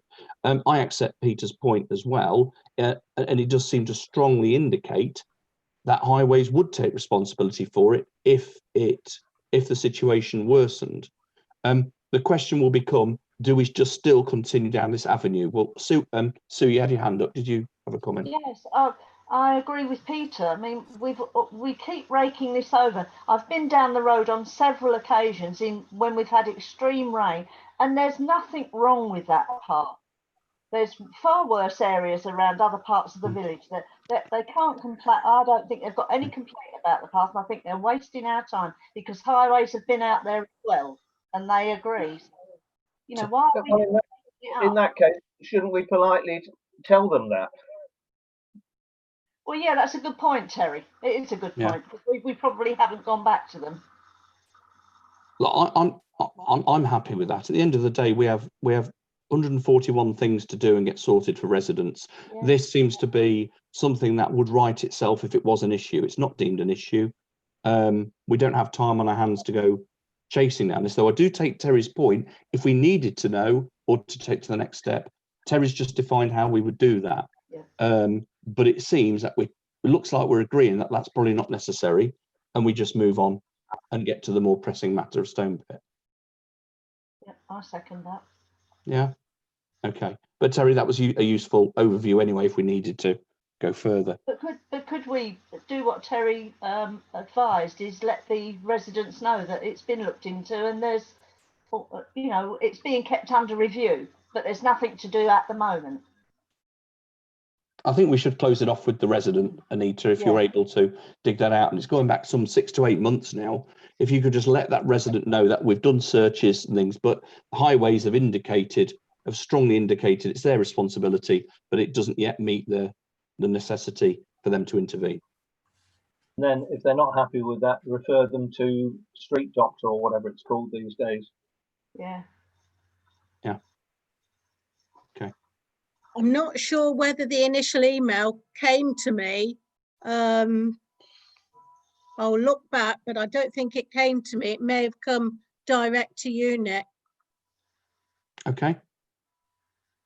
All right, I'll search for that. I'll take the action to search for that then. And if it did come direct to me, I'll respond in that way. Yeah, I'll have a look as well, but yeah, we'll both have a feeling it came direct to you. Okay, well, we'll both take that action then to both check. Okay, well, let's move on to the more pressing issue of the Stone Pit land, Terry. If you could give us, because I really don't understand what that meant, what they came back with. I haven't got in front of me, but am I right in saying, Anita, that they were not sure of the actual boundaries of the land? Is that the issue or not? Well, that's how it reads. They've accepted the map. So if the map wasn't clear, they would have sent it back because they weren't happy with it the first time, even though it defined the boundaries clear the first time. So I really don't know what else we can do. Are they saying, is the boundary on one side owned by one person and on the other side by another? I don't know. Right. Well, what we should be doing now, because we know that the land belongs to us because of that vesting deed that we talked about it so much a few months ago. Mm-hmm. So we now need to apply to the land registry for registration of our title. We've been in possession of it for umpteen years, and we're now applying to have that registered in the name of the council. It's not going to be a 5-minute job, but it should be relatively a formality, because we've occupied the land. When I say we, the council have occupied the land. We may have granted leases, but that's because we're the freeholders, and we should be applying for title absolute to the freehold. And that will need the way that is done is by getting a plan and showing the boundaries which we feel we're entitled to, and then submitting an application supported if they want it by what they call now statements of truth, affidavits, if you like, statutory declarations as to what the council have been doing with it, and it's a step-by-step process, but it should be a formality because we know that we own it. And that sounds sensible. Just one thing, Terry, the result came back, it said part of the property is unregistered. Yeah, but that doesn't mean we don't own it. No. I guess to my uneducated eye, this return hasn't told us the bit that is and the bit that isn't. So exactly. So we should ask the land registry for copies of the plans. We must have plans, and then we can assert that part of it that may not be registered in our land has been occupied by us since the year dot. Yeah, it's exasperating that you'd have thought they'd have sent that. Anita, did you have your hand up? Yeah, Terry, when you say ask the land registry for copies of the plans, so that's copies of any plans of the existing boundaries that will show who owns them. Is that what you mean? Well, I don't think exactly that, Anita, because I'm fighting blind. When you sent off the application, did you send a plan of the stone pit land? Yes. Because right. That's why it was so delayed, because the first one, even though it showed everything in detail, it wasn't up to the Ordnance Survey standard. So yes, it showed it. I understand. So have they not actually shaded or shown that part of the stone pit which they say is not registered to us? No, what they sent back was just what I have circulated. Just that A4 form. No maps come back. Oh, right. Well, I'm surprised at that, because what they would normally do is say the area hatched red, if you like, is registered in the title and the area hatched blue isn't. But I think what we need to do is to establish, when I say establish, get a plan, which I understand now we've got a good and accurate plan of the stone pit land, and we apply to get whatever there isn't registered in our name registered. And the way you apply it is because we've occupied it for such a long time. It's not quite the same as squatters' rights. It's better than squatters' rights because it's been vested in our land. And just because the land registry haven't got it registered in our land doesn't mean that we don't own it. No. Thanks, Terry. So our title to it registered. It's just the same as having a bundle of old deeds. You know, there are plenty of houses even now up and down the country which aren't registered at the land registry. Every time somebody buys it, then they have to register it at that point, and it's rather like that with this land. Yes. Okay, we'll come back to it in a second. Mark, you had your hand up. Yeah, I just second the process that Terry suggested, when we just get on with it. Yeah, we just make an application then, Terry, to register the whole area of the land as ours, and we include whatever we need in terms of those old agreements, the charity commission, anything we need, statements of truth, affidavits. Okay. Great. We bring it up to the land registry, and the land registry say right, before we register it, we need 1, 2, 3, which might be statements from old councillors or anybody who's known about it. Yeah. It won't be easy, but it should be a formality. So to move this along, Anita, is that a process you can do, but under Terry's wing? And Terry, would you be able to help Anita with that? Because that's just what I was going to say to Terry. That's why I put my hand up. Can I please send this off to him? Because I can then also send the map, so Terry can verify, yes, there was nothing wrong with this map. It's very clear with the boundaries, just so that we don't have this long drawn out process, you know. Just dragged on and on, didn't it? Absolutely, Anita. It won't be quick, but the sooner we start on it, the sooner we'll get it done. Okay, yeah. And we rush forward there. I think everybody's happy with that. I didn't see any dissent. Yeah, we move forward with that. So Anita, you'll dig that out, but Terry, you're able to mentor Anita with that and make sure we've got those documents and bits together. Yeah. Okay. Can I just add in here? Mark seconded the process to register the whole area. Who actually proposed Well, it? I think Terry effectively proposed Oh, that. right. Okay. I mean, he can shout me down, but I think Terry effectively proposed to do that, and Mark seconded. Is that agreed by all? All those in favour? It certainly is. Yes. I'm just thinking it needs to be absolutely set in stone. Yeah. Thinking about the youth club, No, you know, that's because fine. they may query it, obviously. They may. You're quite right. Well, that was the process we've agreed to apply. And taking Terry's point, it's not going to be a quick process, but if we start soon, we'll finish all the sooner. So Right. Okay. I think Terry and Anita, let us all know, particularly councillors of longer standing, and Mark, if you think documents would help, or affidavits, or maybe Jim Harker has recollection and can write an affidavit or anything like that. Or, you know, we've got the names that were on the original leases of parish councillors, I think, as well. So we would want, probably, if you think these things always take longer to get, especially in this current situation where people are shielding and isolating and locked down. So anything we think might take a long time to get, possibly flag up early. And then I'm happy to be carrier pigeon to go around and get people's signatures. Okay.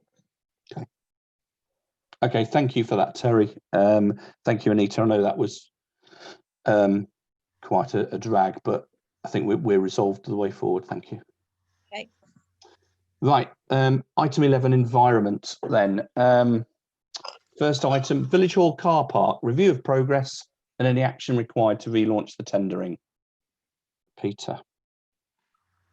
Yes, so the current status, obviously, just to recap on decisions that were previously made within council, we did sanction putting in for the planning application in. That was put in. There were some issues with respect to the drawings that Barton Estates had done for us very kindly. We've had, or I've had, a number of iterations between myself and the planners, or actually it's been the technical support rather than the planners. So it needs to get certain boxes ticked. They did want, the latest requirement is that they actually want a lot of the details we put on a number of separate drawings. They want them all on one drawing so they can see their logic is to see the interaction. Our concern was that it's going to be a very confused drawing, but that's what they've asked for. So we'll be doing that in addition to those documents that we've given them. So that's a matter of a few days away now before we can actually get it loaded. Then it'll be verified and loaded in the system as a current planning application. So really it's a question of, since the building industry is back and out of lockdown, is an opportunity that we can be having site meetings, still observing social distancing and all those sort of things, to do the necessary evaluation of anybody that is under consideration or needs more information about what it is that they're going to be tendering on. So Anita had launched the tendering process some months ago, and then coronavirus hit, so we couldn't pursue setting up any meetings with any of the people that had responded to her. She had, I think, 2 respondents, and we were waiting for others to come in, but I don't think we ever got any more than those 2. No, didn't get but I think we should look at essentially saying, right, there's a line in the sand, let's relaunch that tender application, and then pursue it in parallel with the planning application. So it is a question of what requirements and assistance Anita might need from the point of view of getting the request for tender out.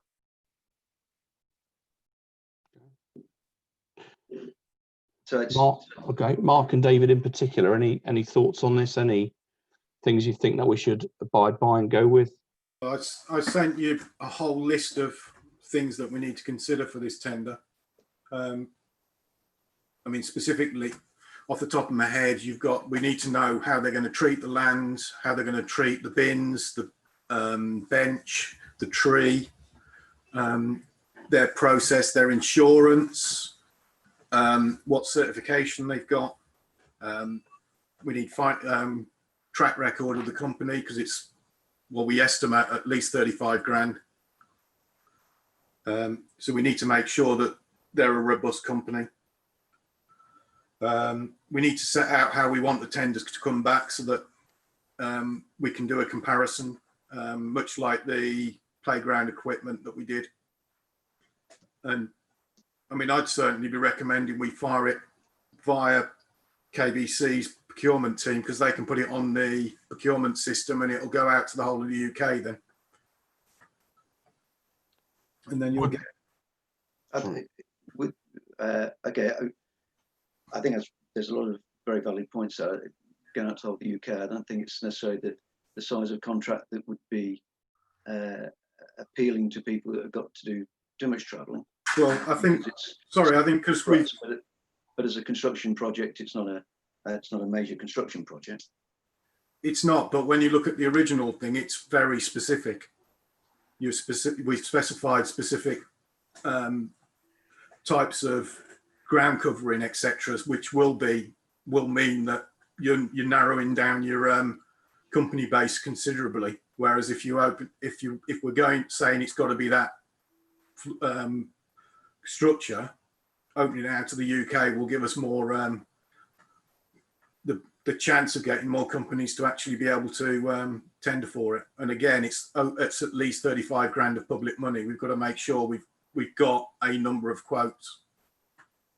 We can't just. Oh, I agree. That's why I asked it to be put on the agenda that we need to review the actions to relaunch the tendering process. And if what Anita was doing previously, which was in line with the financial guidelines, but if it's not considered adequate and we want to do more, then we need to do more. Well, Mark, I've got a question. If we went that way through this KBC procurement process, I presume they would give us some documentation and things to fill in, which would effectively answer a lot of those things you've said. So we would have to include certain plans, certain stipulations. We'd be asking for certain stipulations. I was merely saying to use theirs because they can put it onto the system. Then they wouldn't necessarily tell us how to run a procurement for us.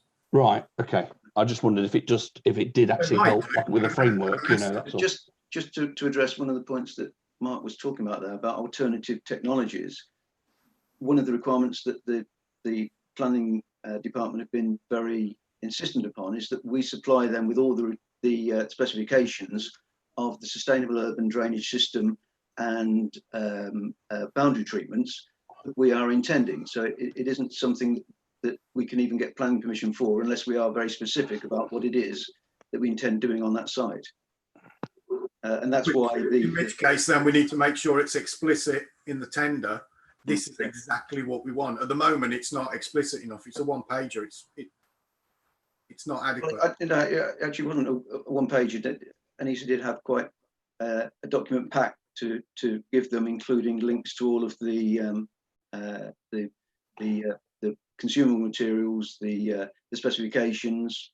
That's so not what was said to me when I asked for it. I thought you asked for what went out to them. Yeah. And I said.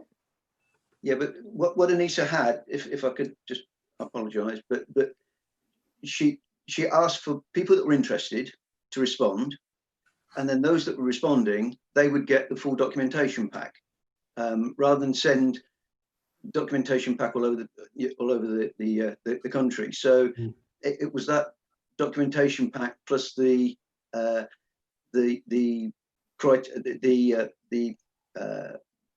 setting into context the need for site meetings and evaluation of both the potential contractors and the site as a joint exercise to make sure that the council could be confident that it was getting a quotation that was based upon a competent company working to a pre-specified technical specification. And So Mark, sorry Mark, have you seen that, what Peter refers to as a document pack? No. Or the detail or not? Right. That's what I asked for everything that's been sent out, and I've had a one page. It was a one page with a few maps. Right. Well, I think this will help us zero in. So Anita, could you send that to Mark, please? But And then it needs to go to everybody. well, yeah, to everybody, and then we can come back with any comments. Discussion if we don't know what we've sent out.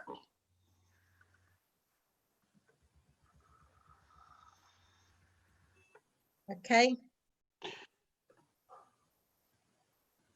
But then if I'm suggesting then that, but if we do have some input into that, if that gets circulated out, and we have thoughts on that, we circulate that before the next meeting so we can, you know, get this narrowed down.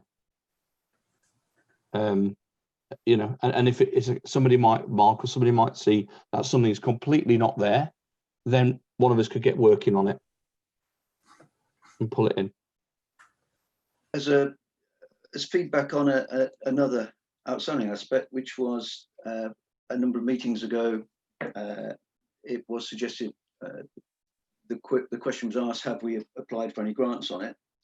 And there was a mention of Wren and Mick George amongst others, and Anita did circulate schemes that we were notified by NCALC about grants.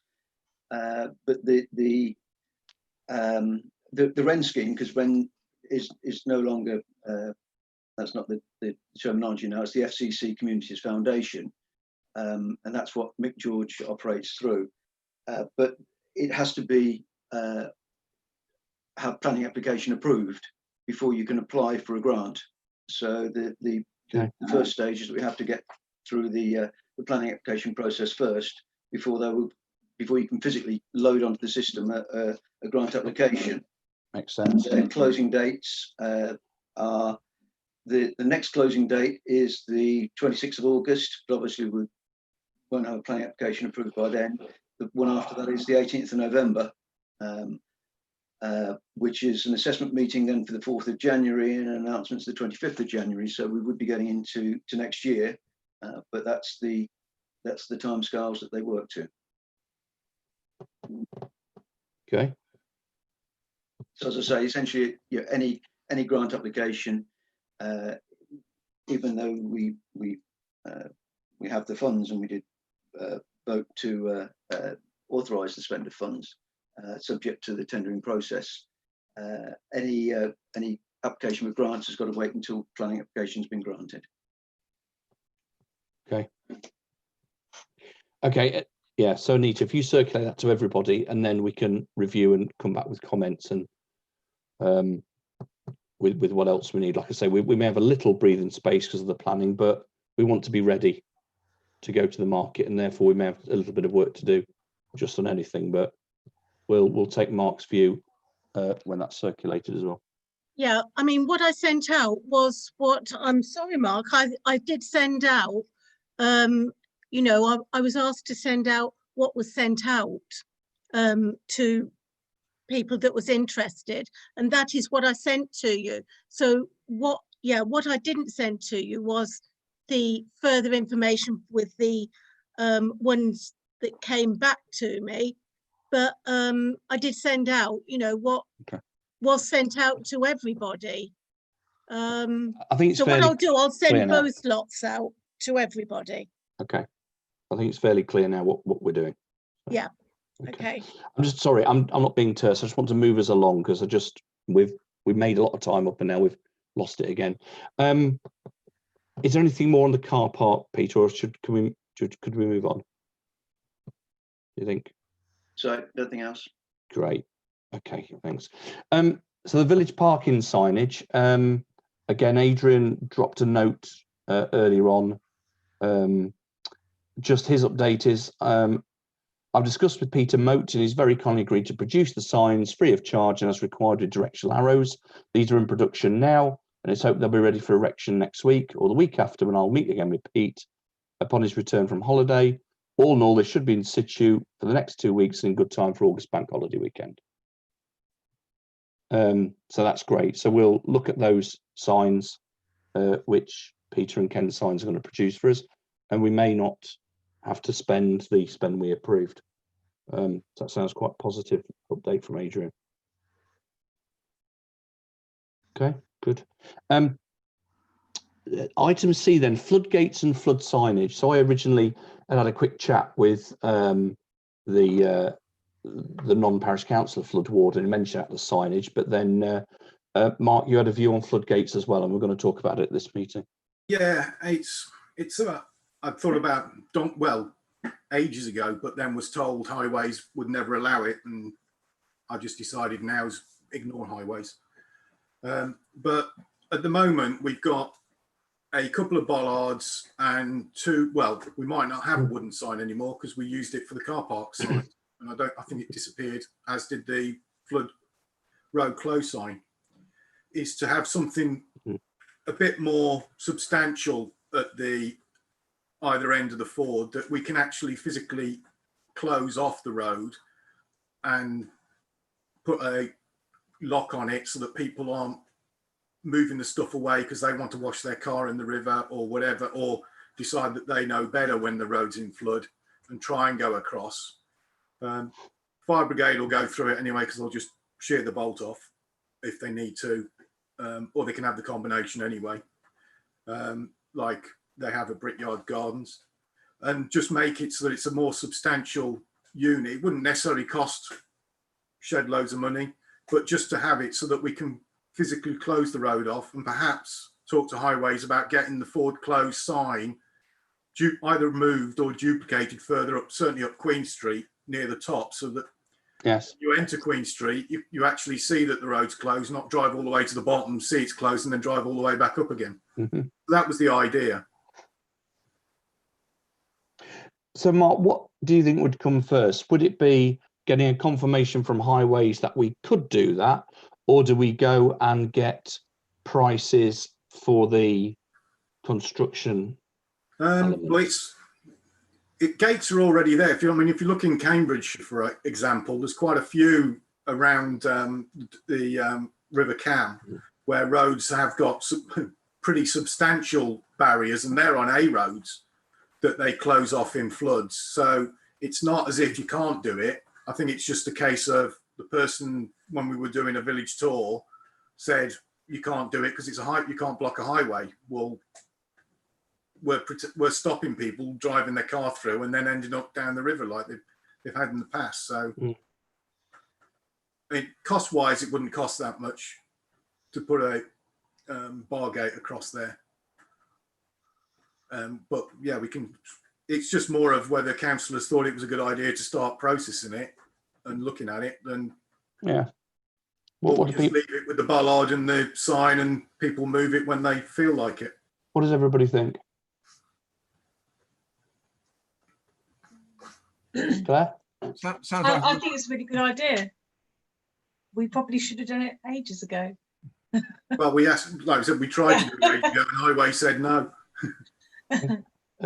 David, then Peter. Yeah, it sounds like a good idea to me. The only thing is, do we have to discuss it with English Heritage? Well, that's kind of the easy bit, being as the English Heritage representative lives in Newton. Yeah. So we can certainly have an unofficial conversation with her. If she says over my dead body, then we don't bother. Yeah. Peter? I had 2 points. One was exactly the point that David's just mentioned there, and that seems to be a logical way forward that we do. But we would need to be conscious of the fact that it is a listed monument, so we can't just go putting things in the curtilage of a listed monument without the full process, which will in itself. I'm not suggesting we don't follow the process. I'm just saying, and do we follow it up? Yeah, I was. But my point was that we just need to recognise that there are implications in the process more than just us choosing to close the lane down as Newton or something. This is, and then obviously there would be guidelines from Heritage England, and I mean the planners would have their input on it. But I think I would certainly advocate that it should be something that is efficient but not obtrusive.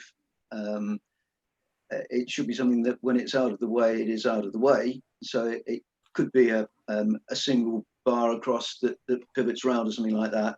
That's all I'm thinking. Yeah. I don't know if these things actually have to follow a particular stipulation or formula or look or feel. I don't know, but okay. So it looks like there could be 2 or 3 actions on this then. So we would want to get the view of English heritage. And is it worth getting that informal view first from somebody that we know, or do we just go, yeah, we should do that? Okay. I'll get the informal view. I mean, the big problem with all of this is that the processing of requests and information is now so slow from anywhere you go. I mean, I'm in the process with the probate office of something that I wrote a letter back in January, and I've only just had a response. So you know, if we formally apply at the moment, I suspect we're just going to be waiting for months. So an informal approach seems to me to be a fairly sensible approach, as we know her. Okay. So that would be a first stage, and then a second stage would be to make a formal application for that. But I presume we'd have to pay for it, wouldn't we? Yeah. Yeah. I presume so. But then, to be honest, I mean, with signage disappearing left, right, and centre, and I suppose whilst the idea of the gates would be because that it is in flood, theoretically they could be locked at other points if we think that's going to assist, you know, preserve health and safety, or for any other reason, some hazard in the berm or in the ford or something like that. I mean, one issue might be what sort of look they should have, whether they should be a design which is compatible with the 16th century. So it does seem then that if we can make approach to, is it a lady that lives in Newton first and get some advice, that would seem to be the best thing before we start making an application for something and then go back to square one in 6 months' time when they've looked at it and said, no, that's not right. Yeah. Okay. Who would make that approach? Would that be Are there any examples anywhere else that we can look at? Just look around Cambridge. I mean, do you want me just to have a quiet word with Dale tomorrow? Yes, please, David. Yeah, sure. I mean, she's probably within 15 feet of me. Well, that's what I was She's thinking. the other side of the wall. If David couldn't, I'd speak to her. I know her very well. Excuse me. Yes, please. Yeah. Okay, I'll just sound her out, because this will not be new to them. I would guess they've had this sort of question dozens of times, and they'll probably have a ready-made answer, even if it is now. Design. Well, yeah, if they're round Cambridge, you know, that's not exactly a new build, is it? Okay, all right. Well, look, that at least gets that show on the road, doesn't it? And it may well be, if this other signage hasn't turned up by the time of the next meeting, we may have to use our pre-approved budget to go and buy some for the flood signage if we don't think this other would be in place for the winter. Right. Possibility of village toilets discussion. Excuse me, I'm sorry. So again, Adrian apologises he can't be at the meeting. I'll, if you bear with me, I'll read out what he said, because I think it pretty much covers it all off, actually, in a nutshell. Just give me a minute or two on this.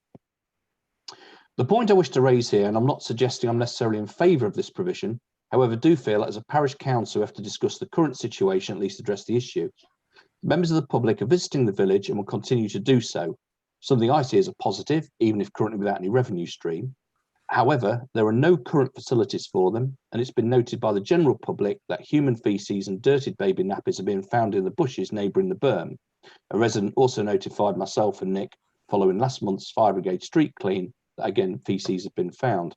The matter has to be discussed, and I can only apologise I'm not there to begin the discussion. Good consideration be given to a temporary rather than a permanent or costly solution, i.e. provision for a short-term contracted portaloo during the holiday period. Now, I'm pretty sure this is a topic that everyone will have an opinion on. I'll go Peter, then Sue. Yeah, I've definitely got an opinion on a number of standpoints. First of all, the suggestion of a temporary portaloo with COVID requirements for cleansing, it just would be totally out of the question. To have a single portaloo that members of the public have got access to, it'd be terrible. It can't be considered as far as I'm concerned. Secondly, the bigger, longer term issue of if we wanted a toilet block adjacent to an ancient monument or anything like that, I would be very much against us having a toilet block erected in the recreation ground, both for two reasons. One, it's context, and secondly, this is the same way that Blackpool started. Build it and they will come. At the moment, we're getting the crowds that we're getting without facilities. Start putting in facilities and we'll get even more crowds. And with more crowds, we'll need even more facilities. It's a very slippery slope, and I think it would be very counterproductive to have a set of toilets erected.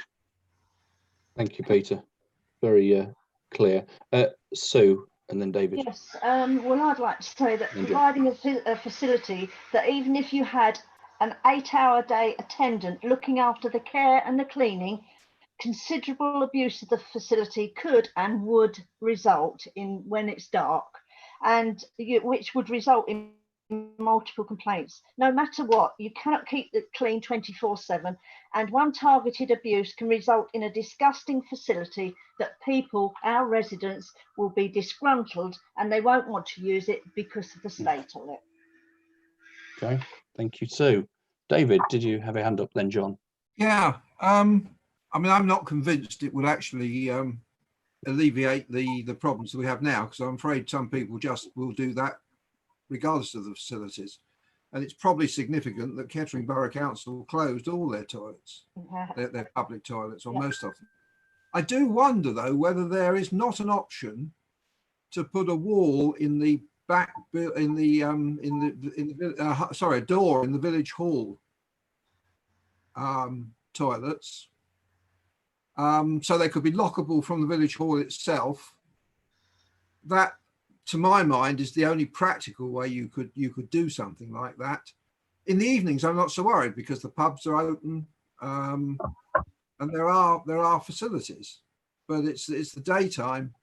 But I agree with Peter. I mean, I really, it's been here for 500 years without one, and I'm not convinced it's other than a social thing. It's not been a problem in the past, but I just fear there are a lot of people who are just antisocial, and having a toilet facility probably won't make any difference. No. Peter, we'll come back to you in a second. John first. Yeah, I agree with what people have said. I don't think it would work. I think it wouldn't be. It's open to abuse. Who would clean it? Who would pay for those people to clean it? Yeah, all of that. Okay. And Peter, I presume we're going to come back on David's village hall suggestion. Yeah. Quite constructive. I'm glad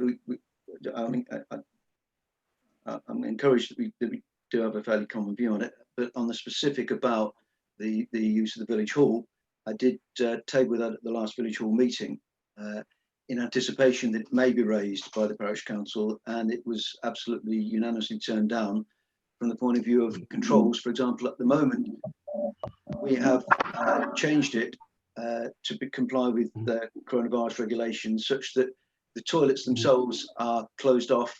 The only toilet we're leaving open is the disabled toilet, which is a one in, one out universal toilet. And the suggestion that we would be opening up the toilets to anybody that wasn't under the control, as limited as that may be, of a rental agreement with the village hall, it was totally turned down. And Brian Leaton, who's the caretaker, objected strongly to any suggestion that he'd be cleaning the toilets for the village. Yeah. Claire. Yeah, I just wanted to say as well about it. I mean, I would seriously object to putting a toilet in, because it's something that we would have to pay for, but none of us would ever use. I mean, we all live here. Why would we need to go to the toilet in the park? We'd go home. This is the point. These people who are using the park, why don't they just go home? I mean, what's wrong with waiting? I wouldn't want to do anything. It's not like they're bringing any money in. We could have maybe a at a push, pay on entrance, but that doesn't stop it because people will still just use the woods. So, Yes, they would. yes. They would. Sorry, Mark, did you want to cut in? Yeah, I mean, I'm in agreement with everyone else, but just to put a few clarifications on, KBC have recently opened some public toilets in the town centre. That's purely because of COVID closing down the voluntary toilet facilities that were in the town prior. The council closed all of their toilets because of the increasing cost to maintain, both on the daily cleaning, but also on the maintenance of the buildings themselves, and the usage that they were getting just didn't justify the amount of money that was being spent on them. So that's why they were closed down. If we did a toilet in the village, as people have said, it would be paid by the villagers but not used by them. Putting a portaloo in for a few months won't do it because people won't use it. And we'd have to, as Sue said, we'd have to have someone in attendance to clean it after everybody's been in, and because of COVID, and it will just be astronomical for a few months, and we will just end up with every pre-taxpayer complaining that they paid for something that isn't smells, isn't used, or is abused, and why the hell am I paying for it? Yeah. So that's dealt with that then. Jim, I was just going to say, the only practical way, if we ever did want to consider it, would be the sort of toilets they have on the Place in Paris, where the Eiffel Tower is, where you go in, you pay your money, go in, and as you come out, it closes down and they are completely cleaned automatically before the next person is allowed in. Yeah. But the cost of something like that, I suspect it's, and the plumbing and all the rest of it is horrific. Maybe 6 figures at least. Of course, it would. Absolutely. And we get a few less visitors than the Eiffel Tower. And as we've pointed out, they are the type. I'm sorry, but anybody, and I'm not casting aspersions, but I know because I spent a lot recently on Skegness Beach, and there's toilets there that you can pay for. Sometimes you can go in there for free, but people will still do it on the beach. Yeah, because they just can't be bothered, and they'll still leave the nappies. I mean, the only Adrian just raised the point. Then, so what do we do? Which is fair enough. Do we do anything? Can we do anything? No. Can you stop this type of behaviour? I don't think you can. No, I agree. Heaven forbid, short more signs.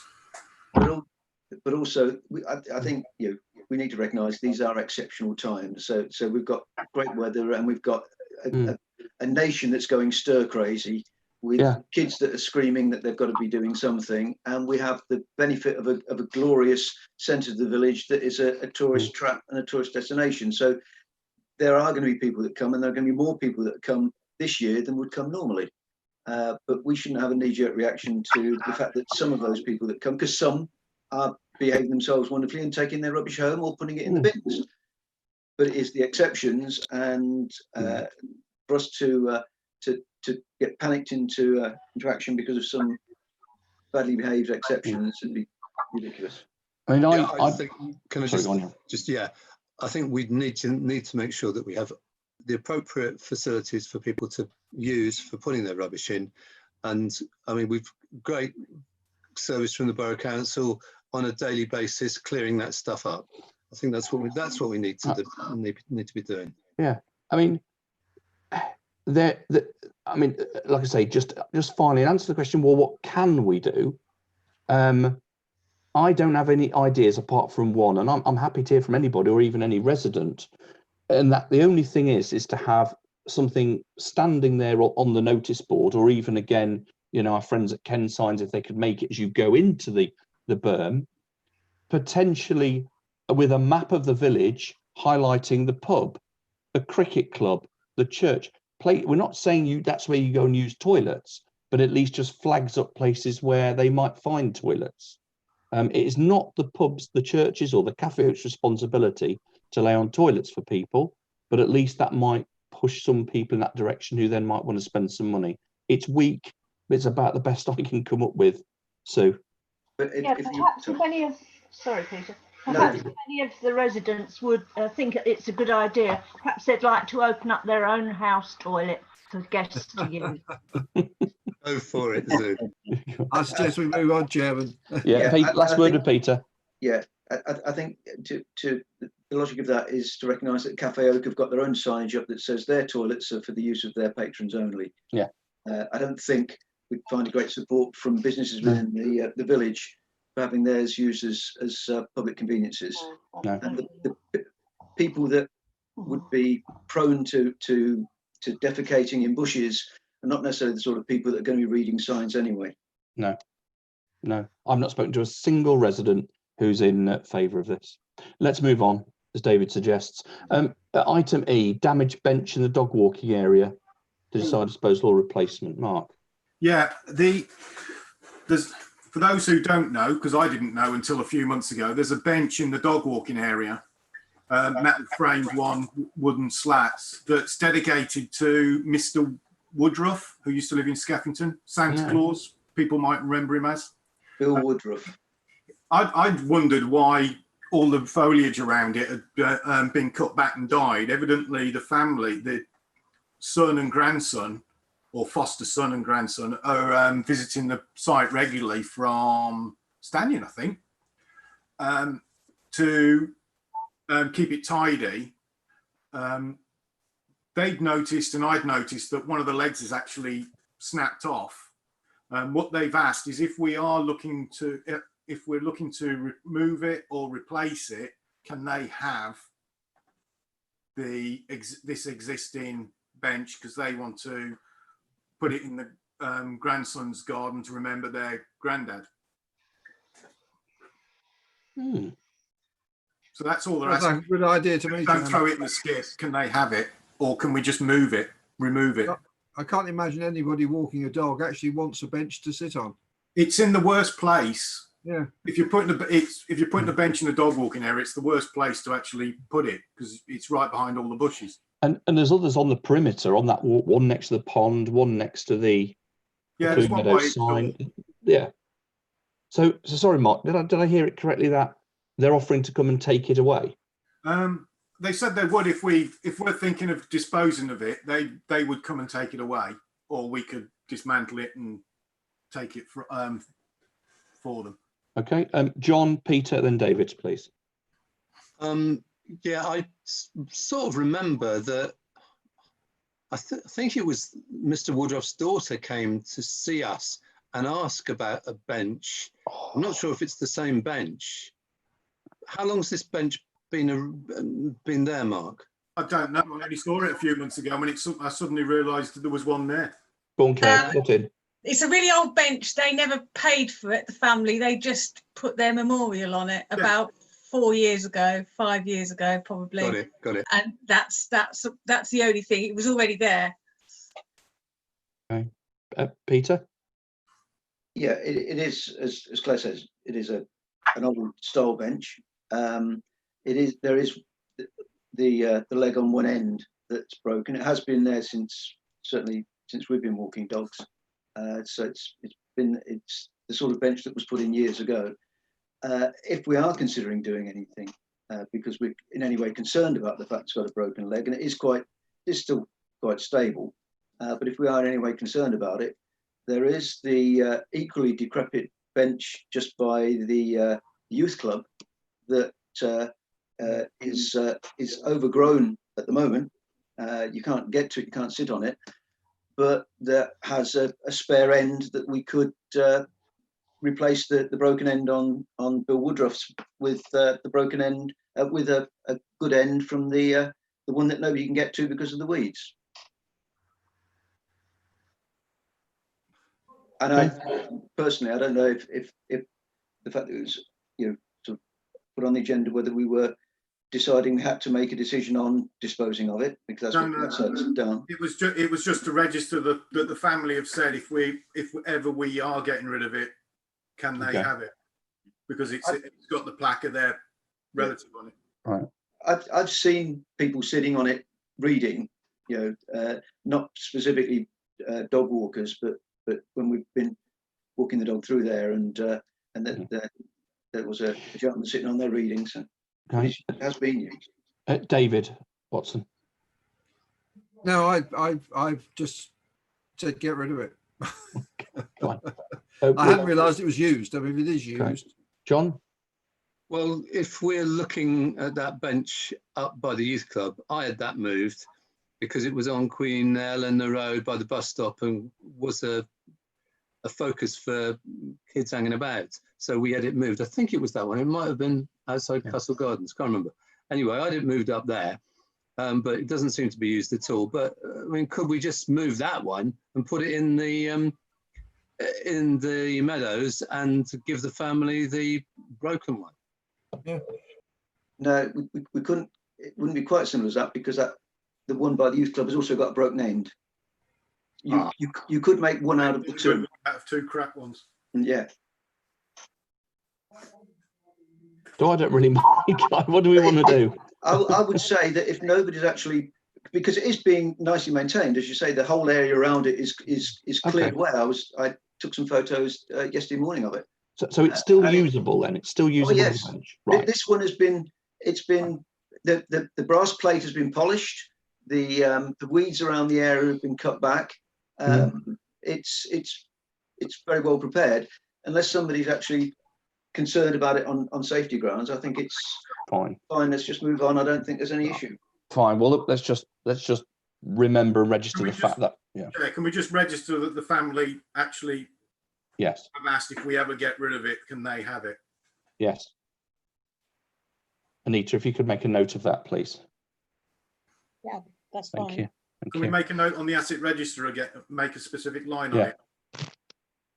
Yeah, It's a good idea, Okay. actually. Then it's there for posterity, isn't it? yeah.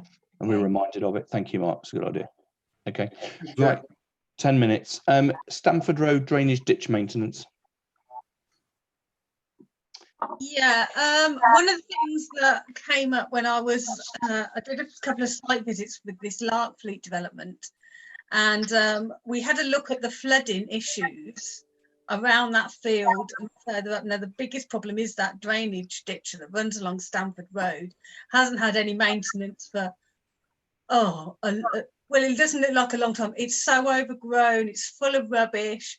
Some of the culverts and that, they're clogged. Nobody bothers with it. So I had a quick look into it, and it would appear it's not the responsibility of highways. It is the responsibility of the riparian owner, someone who has a watercourse within or adjacent to the boundary of their land.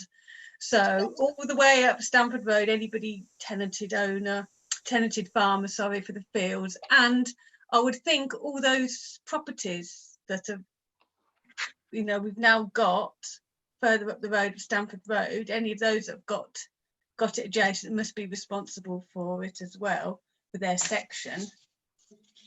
And it really does need looking at quite seriously, because what we were seeing was that it's so clogged up, the water is flooding across the Larkfleet development land into Newton Road that way, because the area where they identified the suds pool is much higher than the rest of it, so it's going straight across the field into the back gardens of Newton Road and the gardens that run along Stamford Road. But it's all being caused by this ditch that's not being looked after. So have we seen something then, Claire, or even Mark? Are we certain that is the responsibility of those tenants, residents? Yeah, we had confirmation when we had the flood survey done that it wasn't the ditches weren't highways. It was the landowner next to the road. They were responsible. We did start a conversation with Bounton about them speaking to their tenant farmers or doing it themselves, especially at the top of Wood Street. But it kept getting put on the back burner for Bounton. They weren't that interested in doing it. I'm assuming that not all those fields are Bounton. No, I'm about the ones in Wood Street. Right. Looking at Wood Street, and for the berm up there. Yeah. So what do you want us to The do? fields on the main road aren't Boughton. Well, they are on one side, they aren't on the other. Well, obviously the one that's that the Larkfleet got their heart set on is owned by a group of trustees, as far as I know, and the tenant farmer has got sort of 2 weeks' notice to get off the land at any point.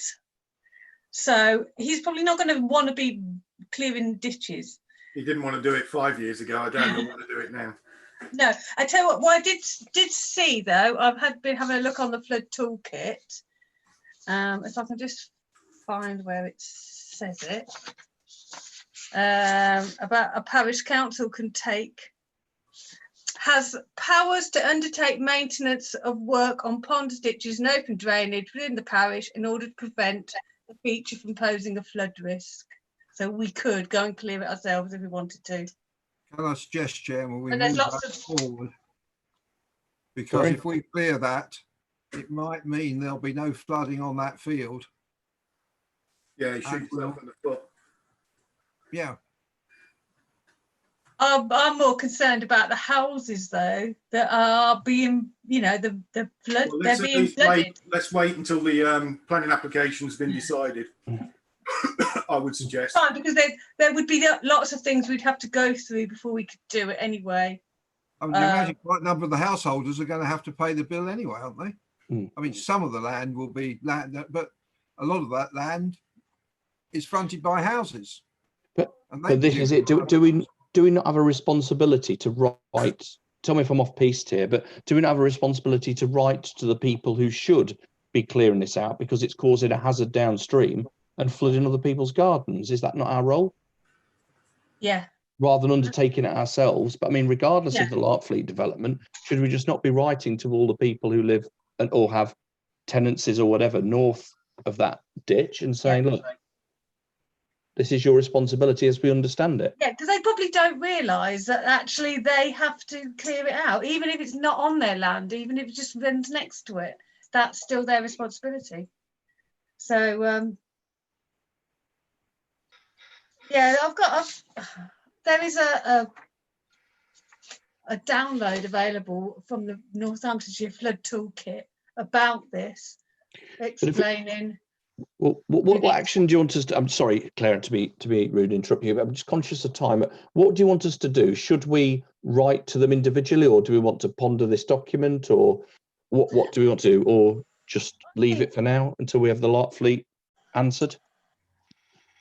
Well, I think the Larkfleet thing may be answered quite short, you know, fairly shortly. And actually, if they're going to do any clearing of ditches, it needs to be done in the autumn. Really, this is. I mean, probably you could probably do it again in March, but if we're going to have any problems over winter, really, it needs to. We need to sort of look at it. Well, can I suggest, Chair, when we do write to them, send them a copy of the download from the flood website. So this is your responsibility. Do we then appoint a contractor to do it and charge each house or each landowner? I think that's the practical thing, and I can't imagine each property. What I fear is each one has a go at clearing the ditch, and we end up with one throwing part of the muck into further up and creating even more havoc. It's actually supposed to be. It's called hazardous waste if it comes out the ditch as well. So they need to have the Environment Agency need to be involved in that. It's quite complicated in a way. So you're right. We ought to put them on notice it needs to be done, and we may have to commission people in the autumn to do it. Yeah. If they're made aware of the situation, then it's open to them, if they wish, to get together and instruct a contractor between them and share the cost.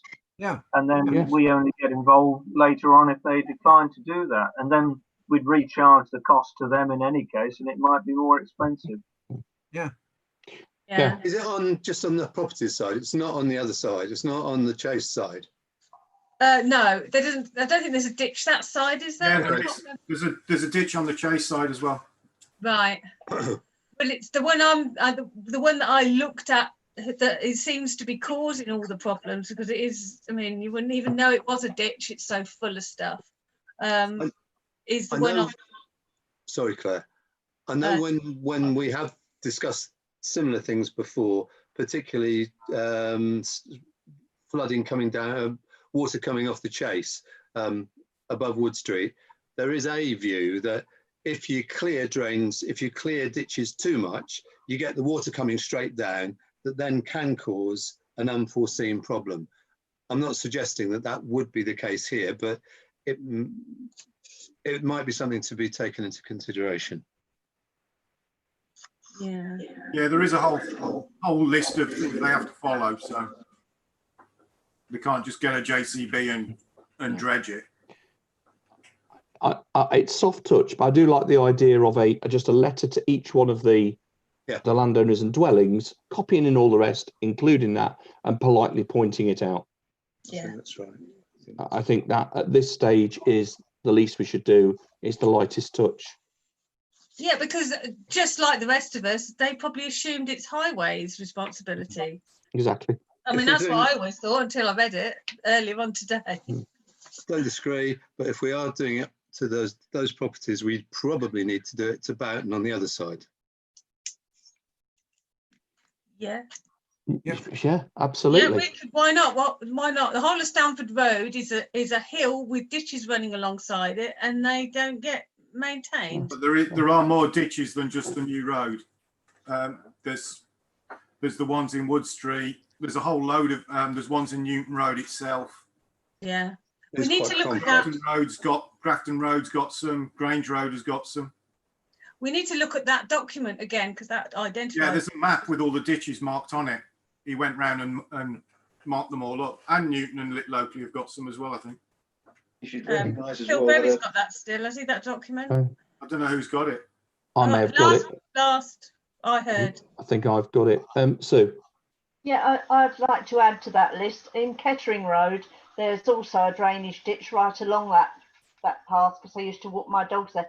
And there's 2 houses that have got huge hedges, and when they have them cut, they put all the hedge trimmings in that ditch. Okay. We have to start somewhere. Let's start where we have identified and where residents have told us they're getting their front gardens flooded in a public meeting, which is what they did last month. So I agree, Claire. I think it's slightly laborious, but I think if we could just source all of those landowners, I know it's not going to be done very quickly. It's a little bit of a mission, and send to them the document Claire has alluded to. I just like to record what a can of worms we are opening. Sorry? I just like to record what a can of worms we are opening. Yeah, we're now, as a parish council, coming in fairly. Yeah, you mentioned a light touch, but we are coming in with an instruction that they have a responsibility for clearing drains. It has there will be repercussions. That's not to say we don't do it. I'm just saying, just recognise. There's a difference between a drain, telling people to clear drains because they're supposed to, and just reminding people there's a responsibility, because their neighbour 100 metres downwind is getting their garden flooded. That's it. I mean, we're not going in that heavy. We're not saying, well, do it by then, otherwise we're hiring a digger and clearing it and sending you the bill. I think we're just politely flagging it up. But yeah, we're not instructing them to do anything. We're just advising them of the situation, which, as Claire said, a lot of people wouldn't be aware of the situation. No. And actually, what it says here, an ordinary watercourse can include roadside ditches. A landowner may be legally responsible for their maintenance where they border their land. If flooding on a road happens because of an obstruction in a ditch, then the highway authority may take legal action requiring the owner to clear it. So, Sorry, Chair. I know David wants to speak, but we've got 1 minute before we can make any. I know, David, very quickly, because we've got to close the meeting. I was just going to suggest that we say the question has been raised. We've looked into it. This is the answer. Yeah. Okay. Thank you. folks, we'll need to call it there. We haven't got onto the Newton entrance. I suggest we add that. If we do have a meeting on the 2nd of September, we add it to that meeting. 9th of September, Chair. 2nd of September for the extraordinary meeting. Oh, right, okay. Sorry, Okay. I forgot about that one. Yeah. Sorry we ran out of time, folks, but thank you very much. Very fruitful discussion. Thank you. Cheers, everyone. Well done. Thanks a Bye. lot. Thanks for organising, Mark. Bye. Cheers. Thank you.